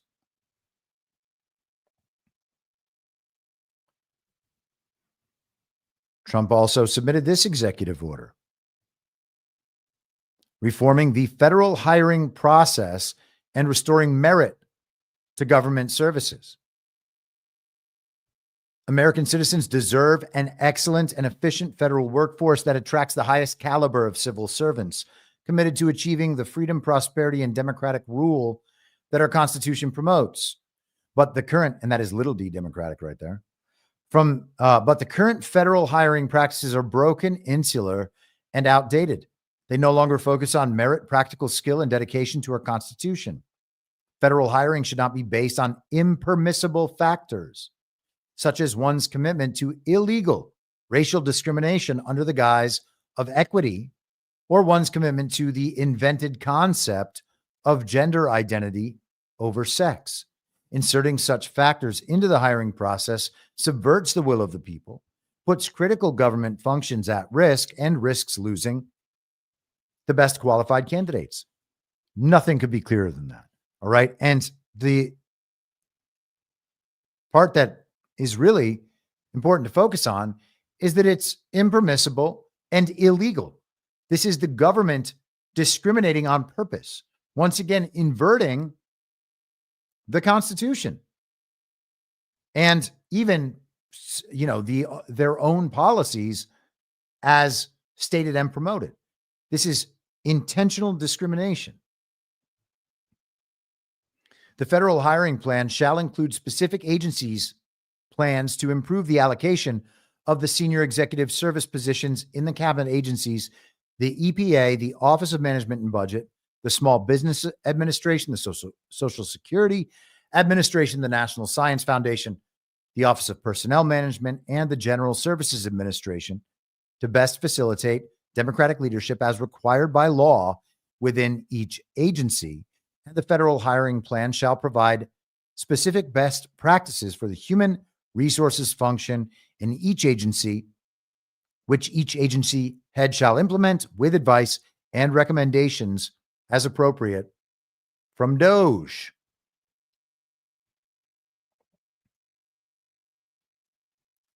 All right. And so another mention of the senior executive services, and we will hear more about them. We are going to have a number of 14th Amendment challenges, and we've already got one, as we'll discuss, on birthright citizenship. But I think another one could be coming with some of these adjustments to hiring practices Trump submitted last night. Or actually, this one, there's another one from last night that we'll get to. This one is from Monday, ending radical and wasteful government DEI programs and preferencing. So this is more on the anti-woke agenda, the anti-DEI agenda. We are told that Donald Trump somehow was not the anti-woke crusader that Ron DeSantis was throughout the Ron DeSantis op. People who support the Republican establishment are woke compared to us. Okay. Always. We are the least woke people. All right. The MAGA supporters are the most based by far. There are no based people who supported Ron DeSantis. That is fake basedness. They are not even willing to truly offend anyone who supports Israel, first of all. And I mean the global proxy state of Israel, the Zionist project. They're not willing to be based about that whatsoever, or any of the history related to that, or any of the history related to the Civil War or race. They are not willing ultimately to truly offend their controlled opposition on the uniparty left, because they are in the same social class they are in the party of false decorum together. And part of that false decorum is putting forward certain views about our history as it regards the Civil War and World War II in particular, and race issues, issues about Zionism, etc. So the idea that they are the anti-woke crusaders has always been preposterous.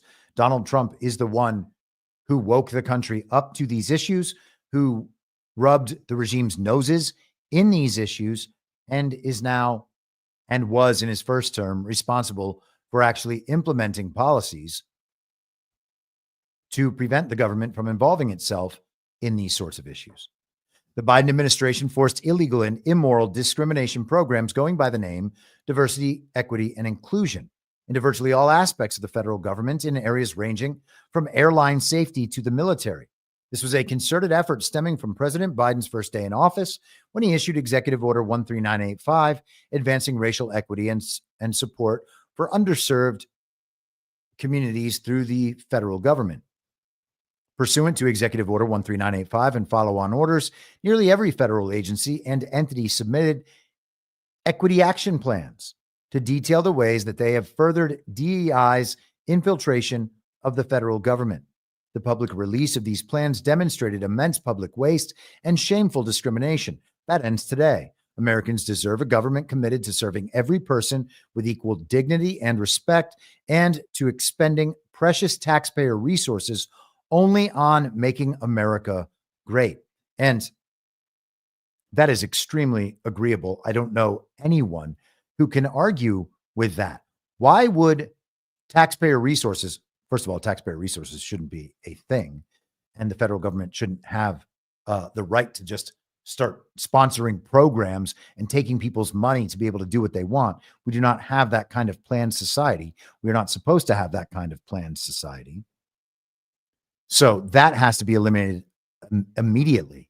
But it is, again, government mandated, government sponsored theft from the people and the implementation of discriminatory programs that are geared toward creating communist outcomes. So we go through the implementation here. Terminate to the maximum extent allowed by law all DEIA, which is accessibility, and environmental justice offices and positions, including but not limited to chief diversity officer positions, all equity action plans, equity actions, initiatives, or programs, equity-related grants or contracts, and all DEI or DEIA performance requirements for employees, contractors, or grantees. That's a whole lot. Basically, get rid of it everywhere that it exists. And I think that we can all be very happy that we are on that path. Now, we should have never gone down the path in the first place, and taking us off that path is Donald Trump's constitutional duty, but he is doing it, and he's doing it in a strong way that can garner public support. He is putting it out on the table, saying this is what it is, and he's going to deal with the consequences. The thing is, there aren't really consequences because nobody wants this stuff. It was always a media operation. It was always an aspect of our culture that was propagandized into existence and supported through that propaganda and through, the creation and manufacturing of consent and consensus because of that propaganda that had anybody going along with any of this stuff in the first place. There is no actual support out there for DEI programs, which also means that we don't need to, devote our entire culture to discussing them all the time. It's pretty simple. Once people have been provided a permission structure for communicating their honest positions about these issues, the game's over, right? Once people are comfortable saying these things in public and expressing them to other people and backing them up, that's it. That's all we need to be able to do, okay? Once people realize that there's no room for this. This is not the government's business. This is intentional discrimination.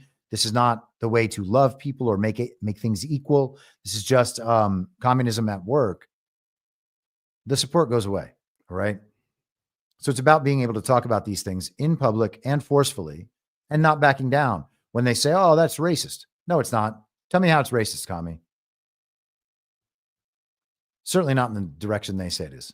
So let's move on. President Donald Trump ends DEI madness and restores excellence and safety within the Federal Aviation Administration. So just another part of the same, but particularly addressed at the FAA. Interesting, because this wouldn't seem to be a problem that would jump out and need to be handled individually. Every day, more than 45,000 flights and 2.9 million airline passengers traveling for work or fun or to visit friends and family entrust their lives to the FAA. Almost unbelievably, as a diversity, equity, and inclusion initiative, the Biden FAA specifically recruited and hired individuals with severe intellectual disabilities, psychiatric issues, and complete paralysis over other individuals who sought to work for the FAA. President Trump is immediately terminating this illegal and dangerous program and requiring that all FAA hiring be based solely on ensuring the safety of airline passengers and overall job excellence. So just another merit-based program. In his inaugural address, this notes, Trump promised we will forge a society that is colorblind and merit-based.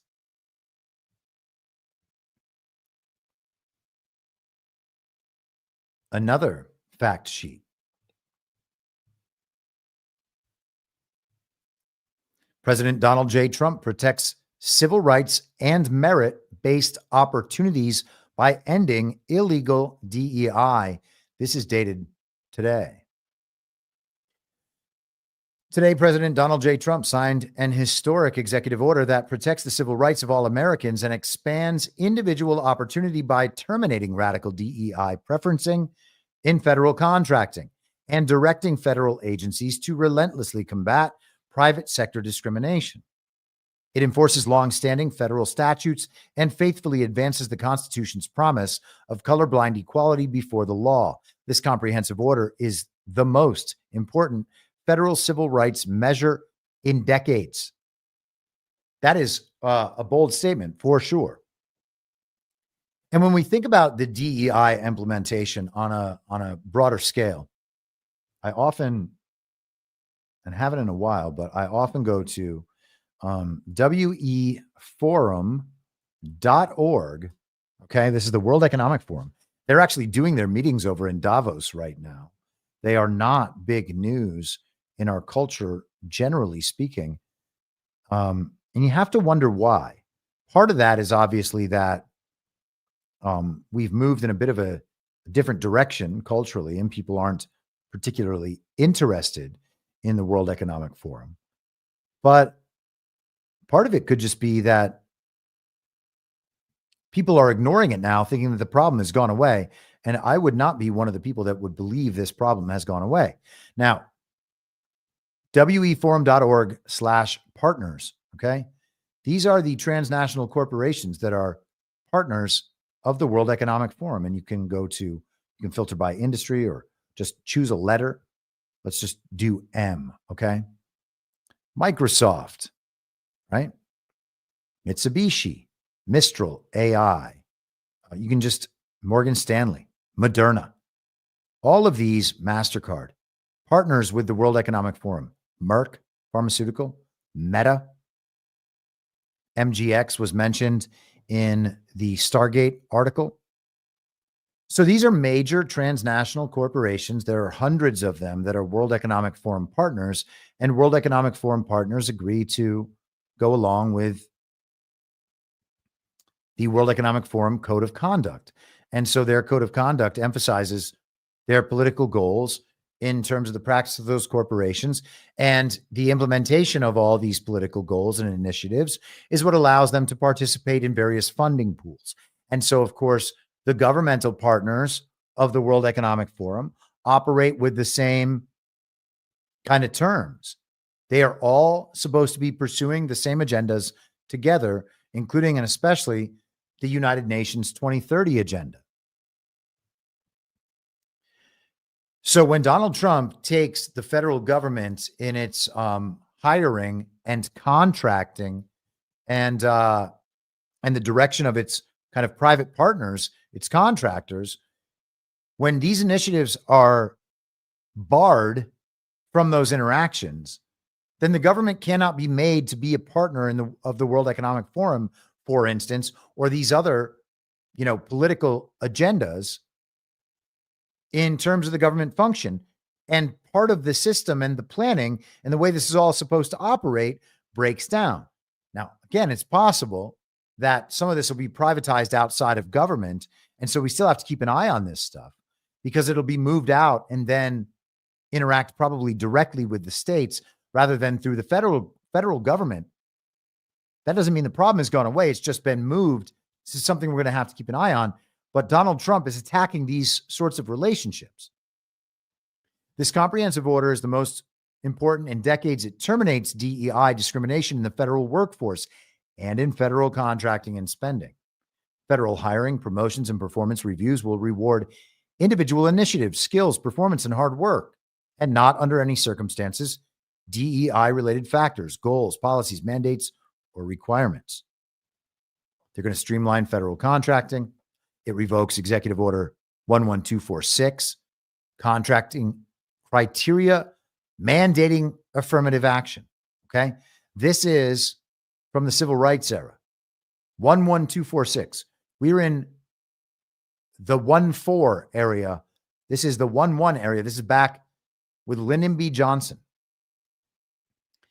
Reversing the progress made in the decades since the Civil Rights Act of 1964 toward a colorblind and competence-based workplace, radical DEI has dangerously tainted many of our critical businesses and influential institutions, including the federal government.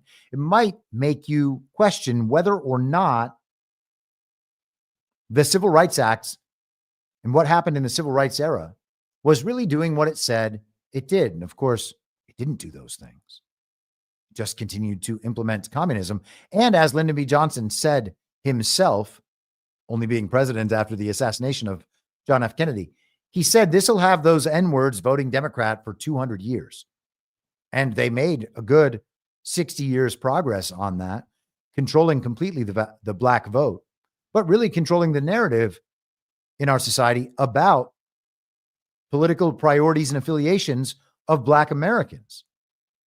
The vote isn't real. Our elections aren't real. They're not getting 95% support of Black Americans. We're just believing that Black Americans are the reason that Democrats win elections in urban environments. And then they tell us the same thing about all the Hispanic immigrants. Our country is becoming non-white. All the non-whites vote Democrat. Therefore, and they live in cities, by the way. Therefore, we know that the cities are blue in these big states. They develop these population centers, and then they work outwardly from there. They end up bringing more parts of the counties or the surrounding areas into the municipality, which gives the mayor of the city all the control over the region through fake elections once again. And then they get a few of these throughout a state. They've had this in California for many years, Los Angeles, San Francisco, these big urban centers that are just so overwhelmingly Democrat, we're told. But it's not only in the blue states, because Texas is the same way. Houston, Austin, San Antonio, Dallas, Fort Worth, El Paso. They just take these big urban centers, explain it to us, fake elections, of course, explained Black voters and brown voters vote overwhelmingly Democrat. And all of a sudden they turn red states blue and everybody is left wondering why. Well, this is why. In the private sector, many corporations and universities use DEI as an excuse for biased and unlawful employment practices and illegal admissions preferences, ignoring the fact that DEI's foundational rhetoric and ideas foster intergroup hostility and authoritarianism. We can see that in reality. We don't need to argue about these sorts of things. The country understands that all of this is true now. Billions of dollars are spent annually on DEI, but rather than reducing bias and promoting inclusion, DEI creates and then amplifies prejudicial hostility and exacerbates interpersonal conflict. President Trump promised to terminate DEI in the federal government, protect equal opportunity, and force schools to end discriminatory admissions policies, and he delivered. Every man and woman should have the opportunity to go as far as their hard work, individual initiative, and competence can take them. In America, excellence, grit, and determination is our strength. So says President Trump. All right. Let us continue. So we are going to see, as I said, some of these challenges to the executive orders, and some of them will be on the basis of the 14th Amendment, but everything that revolves around so-called equality or equity or the rest of it in the government rests in part on the 14th Amendment and what it allows the federal government to do, the sorts of laws it demands that the Congress pass. And that is how it's argued by George P. Fletcher and others, that the 14th Amendment actually commands the Congress to pass whatever legislation necessary to ensure that the equality is carried out throughout our society. Let's skip down here.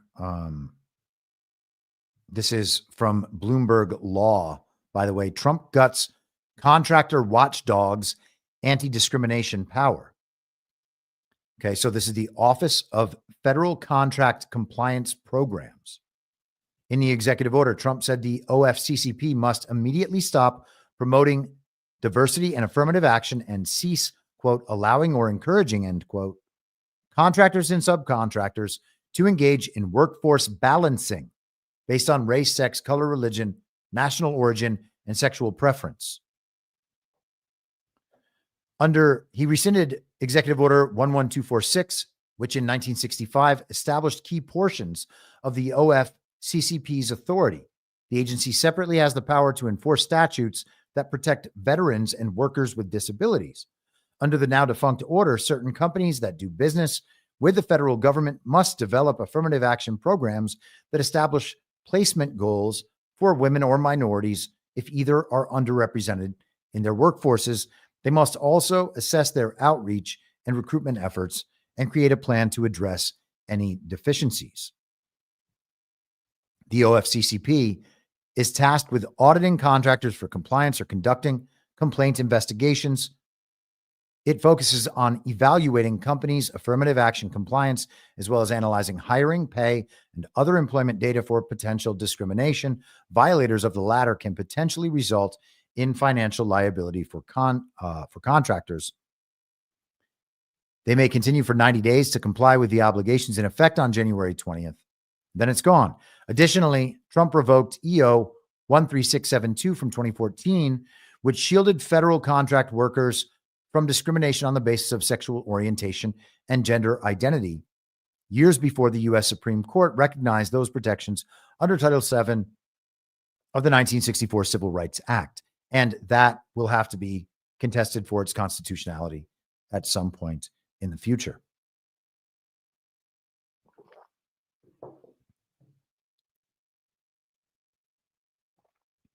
Okay. Hold momentarily for processing. Defending women against gender ideology.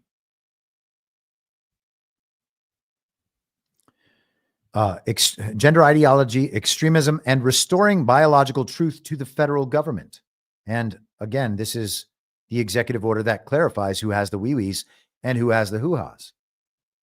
Across the country, ideologues who deny the biological reality of sex, have increasingly used legal and other socially coercive means to permit men to self-identify as women and to gain access to intimate single-sex spaces and activities designed for women, from women's domestic abuse shelters to women's workplace showers. This is wrong. Efforts to eradicate the biological reality of sex fundamentally attack women by depriving them of their dignity, safety, and well-being. The erasure of sex in language and policy has a corrosive impact, not just on women, but on the validity of the entire American system. Basing federal policy on truth is critical to scientific inquiry, public safety, morale, and trust in government itself. This unhealthy road is paved by an ongoing and purposeful attack against the extraordinary and longstanding use and understanding of biological and scientific terms, replacing the immutable biological reality of sex with an internal, fluid, and subjective sense of self unmoored from biological facts. They are changing. This order restores language and the meaning of these words. We are being removed from that false reality layer, or I should say the government is being removed, and that false reality layer will eventually have nothing to it, okay? So right now, that false reality layer that you just make things up about gender or pretend that overt racism is actually the only way to defeat racism. It's okay to be racist against whites because we need to help out the rest of these minorities to achieve whatever they determine is equality. And even on the basis of kind of ratio equality, right? If we have a 12% black population, then 12% of the workforce should be black. We would still have to then trust the census numbers and the population statistics. And Donald Trump even said the other day that no one knows how many people are actually in the United States. They say it's 350 million or 340 million, but he said quite clearly that no one knows. And he said this actually in the context of China and the size of their population. It is interesting. In one of these executive orders, they refer to that again and say that the U.S. has approximately 1/3 of China's population, listing China's population at 1.4 billion. So that would be, 466 million, 67 million people. It's certainly nowhere near that. There's no reason to believe it's anywhere near that. But as I've discussed many times, there's no way to actually know. To then go ahead and trust those numbers as the basis for hiring to make sure that it is proportional makes no sense whatsoever. It is good to get back to reality on some of this stuff, because as we do, and there's no power left in that false reality layer, it can exist up there. People can talk about it. They can think, oh, what a entertaining idea that there are all these extra genders. Oh, you don't feel like a woman today, Sally? Well, I guess call yourself whatever you want.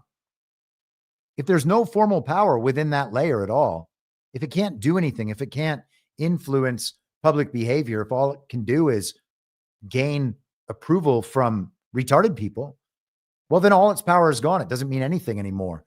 And this, again, is how the false reality layer just collapses. It's a realm of abstract knowledge, not connected to an underlying reality prime. And when any force from that layer, when it can't do anything, when it's not coercing belief or consensus around it, well, then it's nothing and it just collapses, right? Doesn't even need to be fully removed. Once people ignore it and its power is gone, it just doesn't exist anymore. And the entirety of the party of false decorum can be dropped away in the same process when people stop responding to the incentive and punishment structure within it.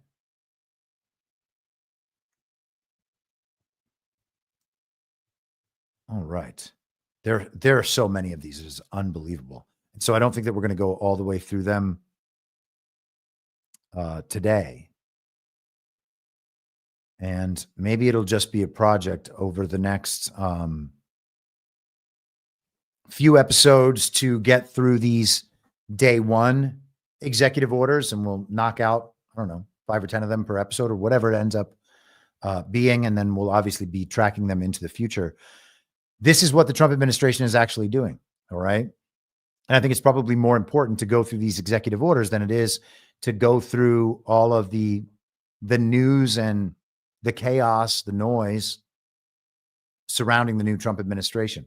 You know, we're being told that all of this is racism, of course, but this is actually what removes race from the equation. Removing race from the equation makes racism impossible, right? If decisions are not being made on the basis of race, then racism is eliminated. And if it just so happens that all the people qualified for a position are not of minority racial backgrounds, then so be it. It's really funny that the people who are arguing for merit when it comes to H-1B visas, importing immigrants from foreign countries to do jobs here, they don't care about merit when it comes to racial quotas in the United States for Americans. It seems like both policies are actually about making sure that certain Americans cannot work and cannot be pushed to positions where they would be eligible for certain jobs. Like, why would you spend your time becoming qualified to work in an industry that is making you unemployable on the basis of race? And I think that a lot of white people in various tech fields are probably asking themselves those questions over the last 5 or 10 years, or probably a lot longer than that. Okay. Restoring accountability for career senior executives. Now, I don't know if we spend a lot of time on this show, probably an episode or two, and not more than that, on the Senior Executive Service. So let's get into this a little bit, because the Senior Executive Service is a place where a lot of the deep state lives and remains. Restoring accountability for career senior executives. Career Senior Executive Service, the SES officials are charged to, quote, ensure that the executive management of the government of the United States is responsive to the needs, policies, and goals of the nation and otherwise is of the highest quality, end quote, as required by U.S. Code. SES officials have enormous influence over the functioning of the federal government and thus the well-being of hundreds of millions of Americans. As the Constitution makes clear and as the Supreme Court of the United States has reaffirmed, the executive power, all of it, is vested in a president who must take care that the laws be faithfully executed, right? Because no single person could fulfill that responsibility alone. The framers expected that the president would rely on subordinate officers for assurance, and that is Supreme Court ruling from 2020. I'm not sure that I would take that opinion, but fair enough. The president's power to remove subordinates is a core part of the executive power vested by Article 2 of the Constitution and is necessary for the president to perform his duty to, quote, take care that the laws be faithfully executed. Because SES officials wield significant governmental authority, they must serve at the pleasure of the president. So the president has to be the plenary authority in the executive branch. It is his responsibility. And as the court affirmed, the executive power, all of it, is vested in a president. Only that chain of responsibility ensures that SES officials are properly accountable to the president and the American people. If career SES officials fail to faithfully fulfill their duties to advance the needs, policies, and goals of the United States, the president must be able to rectify the situation and ensure that the entire executive branch faithfully executes the law. For instance, SES officials who engage in unauthorized disclosure of executive branch deliberations violate the constitutional rights of Americans, refuse to implement policy priorities, or perform their duties inefficiently or negligently, should be held accountable. So the president is taking back the responsibility, of course, and also just the ability to remove these career officials that are placed at the highest levels of our government who were, in many ways, unfireable. So each agency head shall reassign agency SES members to ensure their knowledge, skills, abilities, and mission assignments are optimally aligned to implement my agenda. That's the president talking, okay? If career officials are not willing to implement the president's agenda, then they are, first of all, they should not have their jobs. They're arguably committing treason. They are certainly usurping authority that is not theirs constitutionally. All of this is a usurpation of the presidential authority under the Constitution as affirmed by the courts. Each agency head should terminate its existing Executive Resources Board, institute a new or interim ERB, and assign senior non-career officials to chair and serve on the board as a majority alongside career members. And so that's presidential appointments should be in charge of these things because ultimately these are political jobs underneath the president as the plenary authority in the executive branch. He doesn't have to keep these people there.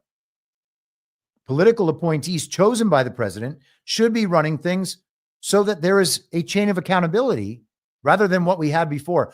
Sorry, sir, the career officials won't do what we tell them. And unfortunately, there's no way we can fire them.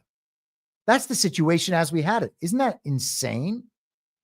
Each agency head should terminate its existing performance review board membership and reconstitute membership with individuals committed to full enforcement of SES performance evaluations that promote and assure an SES of the highest caliber. Restoring an accountable government workforce is a top priority of my administration, so says President Trump. And of course, it has to be. This is how you eliminate parts of the deep state. And so we are seeing just element after element where things are being driven back on course, despite 6 decades in some cases of constant abuse, and truthfully much longer than that. All right. We'll do 3 more and then we'll wrap it up for today. I'm going to check the chat. I'm going to check the Substack. There was a Substack comment I know earlier, a question about the Larry Ellison bit. And so we've gotten there. And then there are a couple more comments. We'll get to those in just a moment. Holding former government officials accountable for election interference and improper disclosure of sensitive governmental information. Now, this is primarily geared toward the 51 former intelligence officials who submitted the letter that was published in Politico by Natasha Bertrand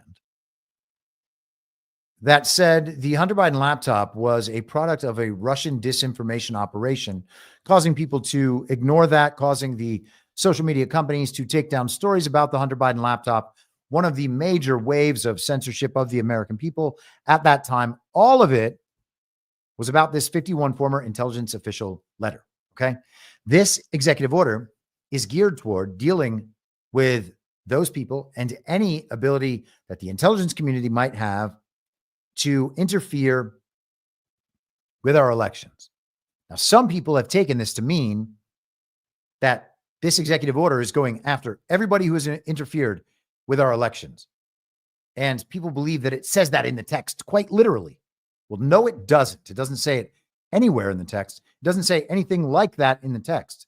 In every instance, like in every paragraph of this, it's talking about senior CIA officials, intelligence community, okay? Federal policymakers must be able to rely on analysis conducted by the intelligence community and to be confident that it is accurate, crafted with professionalism, and free from politically motivated engineering to affect political outcomes in the United States. The signatories of that letter willfully weaponize the gravitas of the intelligence community to manipulate the political process and undermine our democratic institutions. This fabrication of the imprimatur of the intelligence community to suppress information essential to the American people during a presidential election is an egregious breach of trust reminiscent of a third world country. And now the faith of Americans in all other patriotic intelligence professionals who are sworn to protect the nation has been imperiled, and indeed it has. So Trump goes through with the security clearances. This order redirects the revocation of any active or current security clearances held by the former intelligence officials who engaged in misleading and inappropriate political coordination with the 2020 Biden presidential campaign and John Bolton. So John Bolton in particular, here is the list: Clapper, Hayden, Panetta, Brennan, of course, Michael Morrell, involved directly with Antony Blinken and the inception of this letter. Jeremy Bash, the former husband of CNN's Dana Bash, who did the debate with Donald Trump and Kamala and interviewed Kamala. Was that it? Were there, maybe she did was it Dana Bash and David Muir? No, Dana. We're going to leave that for now. Dana Bash and Jake Tapper did one of the debates. Trump Biden. Someone in the chat is probably already yelling at me. And that's okay. The chat gets to yell at me every now and then. So all of these names here, some of them people have looked at in great depth. Some of them they have not. This does not hold accountable all of the people who have interfered in elections. I don't know how anyone can read that executive order and take it that way. That is not to say Trump is not going to do anything about it. Trump must do something about it, and the people must hold his feet to the fire to do something about it. There's no confidence to be taken from Laura Trump and her comments on Sunday about the sanctity of our elections. It's ridiculous that for anyone to believe that our elections are free and fair. They certainly are not. There's no reason to believe that they are. Nothing has been done to change their status from 2020. The changes that have been made around the margins in various states. Cheers to the people who have done election integrity work and anybody who has actually tried to help with the problem, but the problem is not solved. And we cannot pretend that the problem is solved just because it would be nicer if the problem were solved and because it would make us feel more confident in Donald Trump winning in 2024. Donald Trump is the president with a massive mandate by the American people. Okay. There's nothing that's going to threaten his win. So I don't know why we need to pretend that our elections are real. They're not how leaders of countries are determined. The elections are fake. There's no reason to believe that we are getting real election results at any time. And we should not diminish ourselves by stooping to that level of retardation just so that we can feel like Donald Trump really deserves to be there. Donald Trump deserves to be there because he has the mandate of the American people, as confirmed by all of society and experience. No one is out there saying, no, there's no way Donald Trump can be president again, except for the people who are pretending he committed insurrection. And if you're dumb enough to believe that, well, then, sorry, there's no reason why anybody should be paying attention. Memorandum to resolve the backlog of security clearances for executive office of the president personnel. Okay. So it's the executive office of the president, the personnel that will fill that office. These security clearances need to be sped along because Donald Trump needs his people in place to be able to operate. Now, you'll remember that the executive office of the president is what was still being spied on at the beginning of Donald Trump's first term. They spied on his campaign, and then the spying moved in to the executive office of the president. This is when they were actually like invading the servers and tracking Trump. So the security clearances for all of these intelligence community personnel involved with the 51 former intelligence officials letter and John Bolton, their security clearances are gone. Some of those were already gone. Brennan's was gone, I believe, in the first term. And Clapper, I think, as well. Maybe I should just check the machine real quickly. Did Donald Trump eliminate security clearances for James Clapper and John Brennan?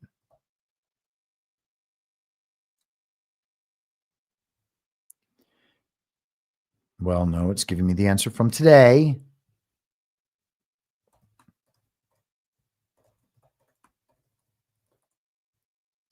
Did he do it in the first term? He revoked security clearances for several intelligence officials during his first term. In August 2018, he specifically revoked John Brennan's, and he was considering revoking clearances for other former officials, including James Clapper, James Comey, Michael Hayden, and others. Okay? So Those people lose their security clearances. Now he's got this order to ensure that clearances are processed quickly. There's a backlog created by the Biden administration in the processing of security clearances of individuals hired to work in the EOP. Because of this backlog and the bureaucratic process and broken security clearance process, individuals who have not timely received the appropriate clearances are ineligible to access to the White House complex, infrastructure, and technology, and are therefore unable to perform the duties for which they were hired. This is unacceptable. So he's making sure that all of their security clearances can be passed through very quickly. And this includes the offices of the Executive Office of the President, key departments, the White House Office, the National Security Council, the Council of Economic Advisors, the Council on Environmental Quality, the OMB, the Office of National Drug Control Policy, the Office of Science and Technology, the Office of the Trade Representative, the Vice President, the Homeland Security Council, Office of Administration, the National Space Council, the President's Intelligence Advisory Board, and the Office of National Cyber Director. So all of these offices under the Executive Office of the President, Trump needs his people there, and security clearances will be sped through as part of that process. As it regards the senior executive service, by the way, the intelligence agencies and the FBI, the DOJ, other agencies and organizations within the federal government have their own senior executive services. So this is just part of that sprawl that needs to be dealt with. The deep state members have to be moved out. Trump's members have to be moved in and given full access and clearance to do what they need to do. And ultimately, there are not authorities under the president in the executive branch that can usurp his authority to provide these clearances. Donald Trump is the final plenary authority on all of that within the federal government. So if he says you're going to give clearances to all these people, well, that's what's going to happen. And that is the right way for that process to happen.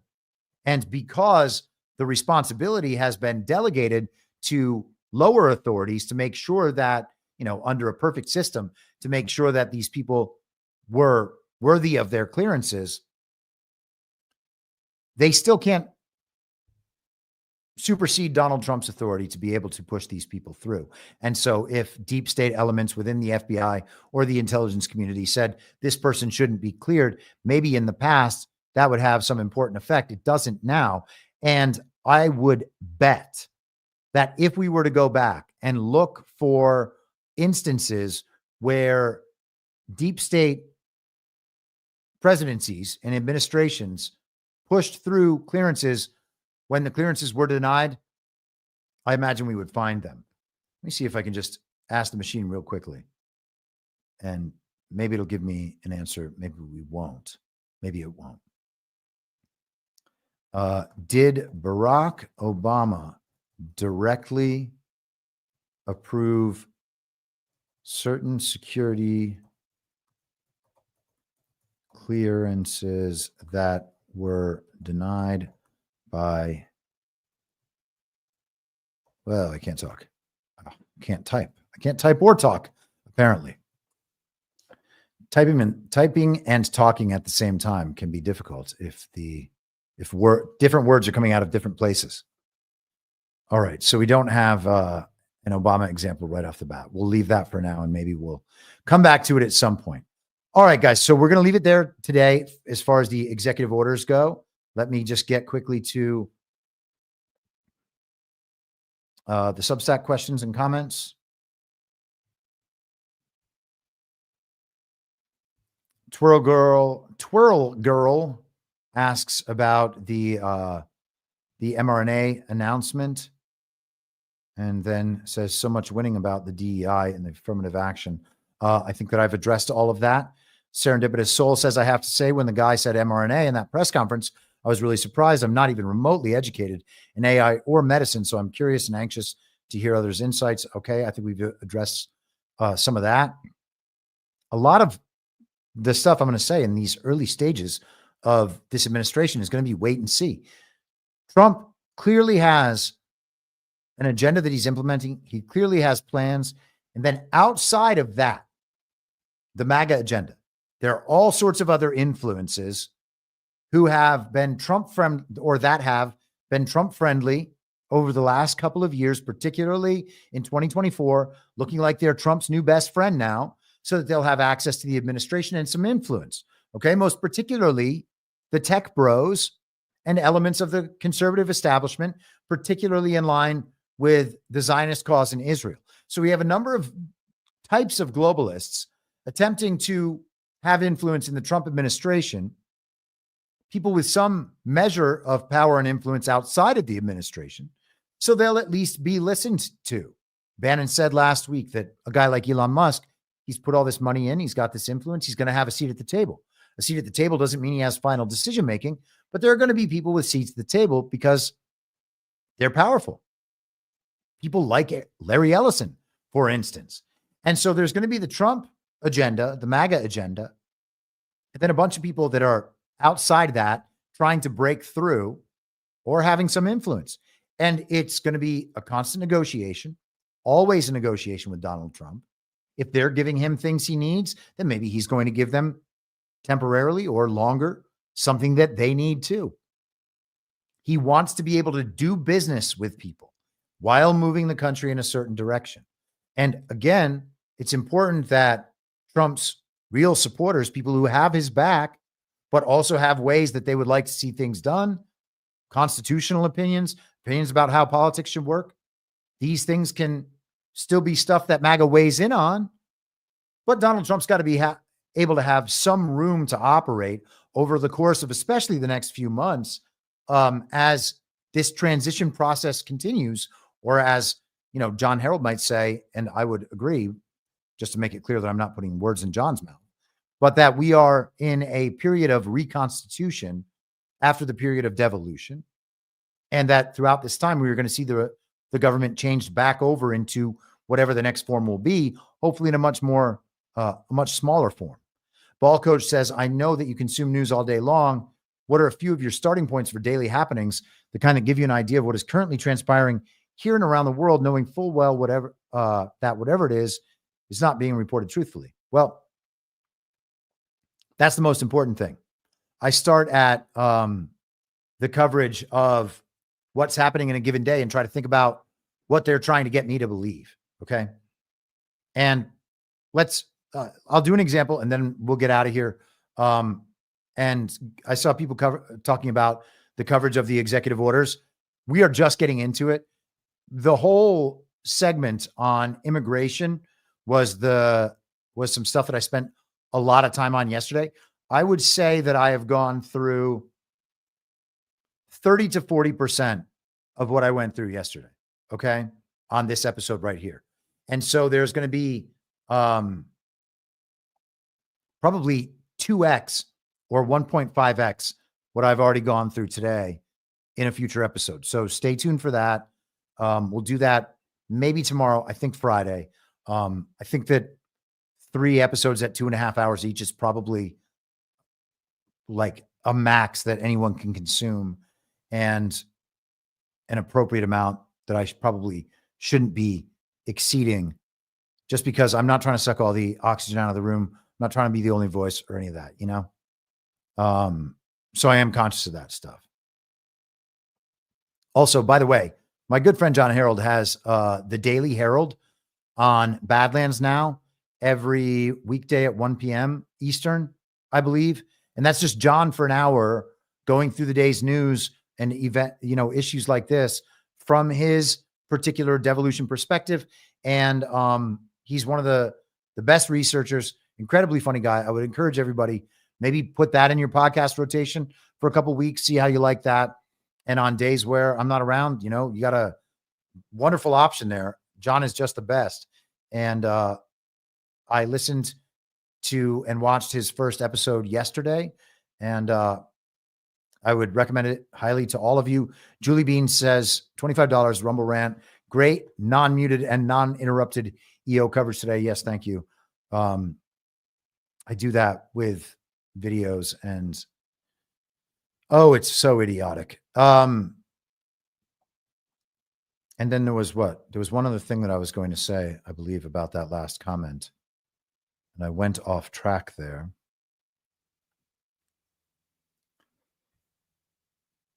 Oh, where I get news from. So let's just look at CNN. CNN is one of my favorite websites because it's so stupid. And it's like, please, please, please believe this. So also CNN may well be controlled. So if it is, it's directing attention towards certain narratives that are immediately blowing up in his face all the time. So right here, you'll see we're supposed to understand that Elon Musk and Donald Trump are on the outs, right? There's a wedge driven between them. Jamie Dimon on tariffs says, get over it. So this is just somebody's comments. Is that news? Is it news that Jamie Dimon said, get over it when it comes to tariffs? Maybe it's news that Jamie Dimon is accepting it. He thinks it's good economic policy. He thinks it's good leverage. He says nice things about it. Here's what will get more expensive from tariffs on Mexican and Canadian goods. And so we'll probably be told that we're supposed to fear certain things. Hold for 1 second.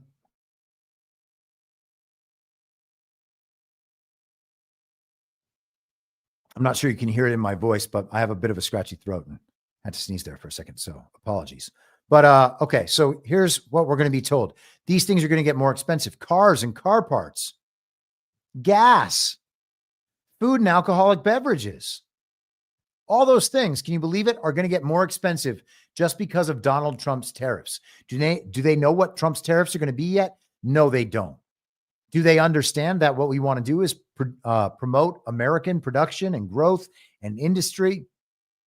They don't care. All right, do they care that we're going to replace the federal income tax with tariffs to fund the federal government? Nope. It's just about, you need to know that despite Donald Trump telling you that prices were going to come down, they're actually going to go up on cars, on gas, and on food and alcohol. Okay. Those are things that everybody needs, and the prices are going to go up. And this is after 3 months of the television telling us that Donald Trump won so that prices would go down. Everybody was upset with Joe Biden over inflation. That's what they voted for Donald Trump for. And that's what they continue to tell us. Donald Trump actually doesn't have a mandate. The American people only voted for him to lower prices. And look at this, the tariffs, it's not even going to happen. So you're all screwed. He's betrayed everybody. That's what we're getting constantly. Mandatory evacuations ordered in North LA County in first significant wildfire outbreak since the fatal fires. Okay. So we have a new fire, and it's proven in its seriousness by the fact that we have been given these evacuation orders. So be very scared of the fires. The fires are not done. White House orders government DEI workers to be placed on leave. If you're a liberal, you're supposed to be very upset by that. We're going to have a resurgence of racism. Donald Trump is a racist president. He has always been racist. MAGA is racist.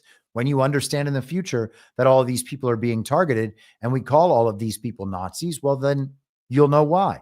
And so my approach is to go through headlines with kind of broad strokes and see what they are trying to convince me to believe about a given subject. And then I think about the opposite. And is there an opposite to follow?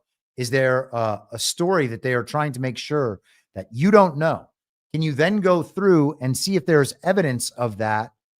And then upon realizing that there is, are they trying to make sure that the public believes the opposite of the reality? Because the opposite of reality because the reality is going to be pursued by Donald Trump in reality prime.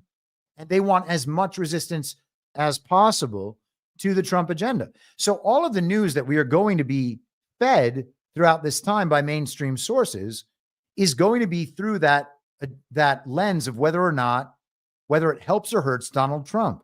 And that's exactly the way that they covered COVID. In fact, that in particular was my initial truly revelatory observation about Donald Trump and the media and our tactics against the very deadly pandemic back in early 2020. That was one of the things that led me on this process. Understanding they clearly want me to believe whatever will present Donald Trump in the worst possible light. So then you can go from there. And then you look underneath, you find what they're trying to prevent anyone from knowing about. And pretty quickly, they will tell you where all the weak spots are. Okay. And so I'm not trying to tell you what's actually happening in the world. I don't know what's happening in the world. I just know that through this process, I am generally able to find what the regime wants us to believe about what's happening in reality prime. And then from that, you can discern some of what's happening in reality prime without getting a full picture that we can't know. And we can figure out how to combat the regime's info op and what they're attempting to hide. Okay. So we're hearing a lot about the birthright citizenship, and we'll definitely get more into that. We've talked about it a number of times, particularly in relation to Barack Obama and Kamala Harris. And that's going to continue to be relevant. But there's a protection right now on the birthright citizenship, because the birthright citizenship is the cover story on the importance of the 14th Amendment.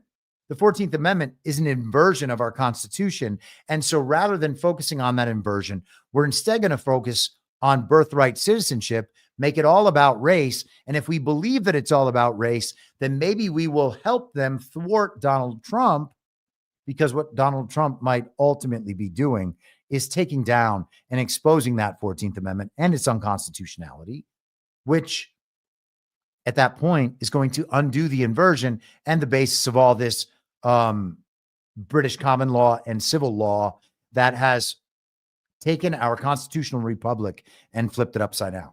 And so what I'm more concerned with is figuring out what they're trying to protect, where all their weak points are, and then hitting all of that as hard as possible and letting the realities, as best we can understand them, emerge from there to be viewed through that lens. And I think if we can make it that far, that's probably as far as we need to go, understanding that the reality prime level is not discernible within this media environment. Okay.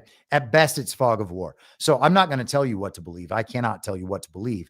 I can tell you what the regime is trying to get us to believe and point out why it's wrong, and point out the tactics and how those tactics can be defeated, and try to get at some of the underlying history that has already been inverted that we accept as part of history. Okay. The fake news of the 1920s and 30s and 40s and 50s and 60s, etc., is the history of right now. When we look back to history, we think, oh, all that's real because it's old. No, it's just fake news from a former time. All right. And I think that's about it. All right, guys. So we're going to leave it there for today. There's a chance I'll be back tomorrow. Probably not. Okay. Especially if I'm feeling the same way I'm feeling right now. Otherwise, we will be back on Friday at the same reasonable time on the same reasonable podcast network. I don't have a network. Masks and lockdowns don't work. They lied to you about a pandemic, and Joe Biden will never be president. Well, what? You know who I am, don't you? Well, you ain't Fiona Apple, and if you ain't Fiona Apple, I don't give a rat's ass. Ah! And what's wrong with being an angry prophet denouncing the hypocrisies of our times? What do you think, Max? Do you want to be an angry prophet denouncing the hypocrisies of our times? Yeah, I think I'd like to be an angry prophet denouncing the hypocrisies of our times. It's not true. It's more true than I would perhaps prefer. And I will not let you down. We do a little trolling. It's called We Do a Little Trolling. What must be what? In my mind, that's the end game. If you're listening for free and would like to support the show, the best way to do that is by signing up for a paid subscription at imyourmoderator.substack.com. You can find the info stream over on Telegram at t.me/veryreasonable. The merch site is cancelcouture.com. And for all my other links, you can visit linktree.com/imyourmoderator. And I'll see you soon. Down on the range.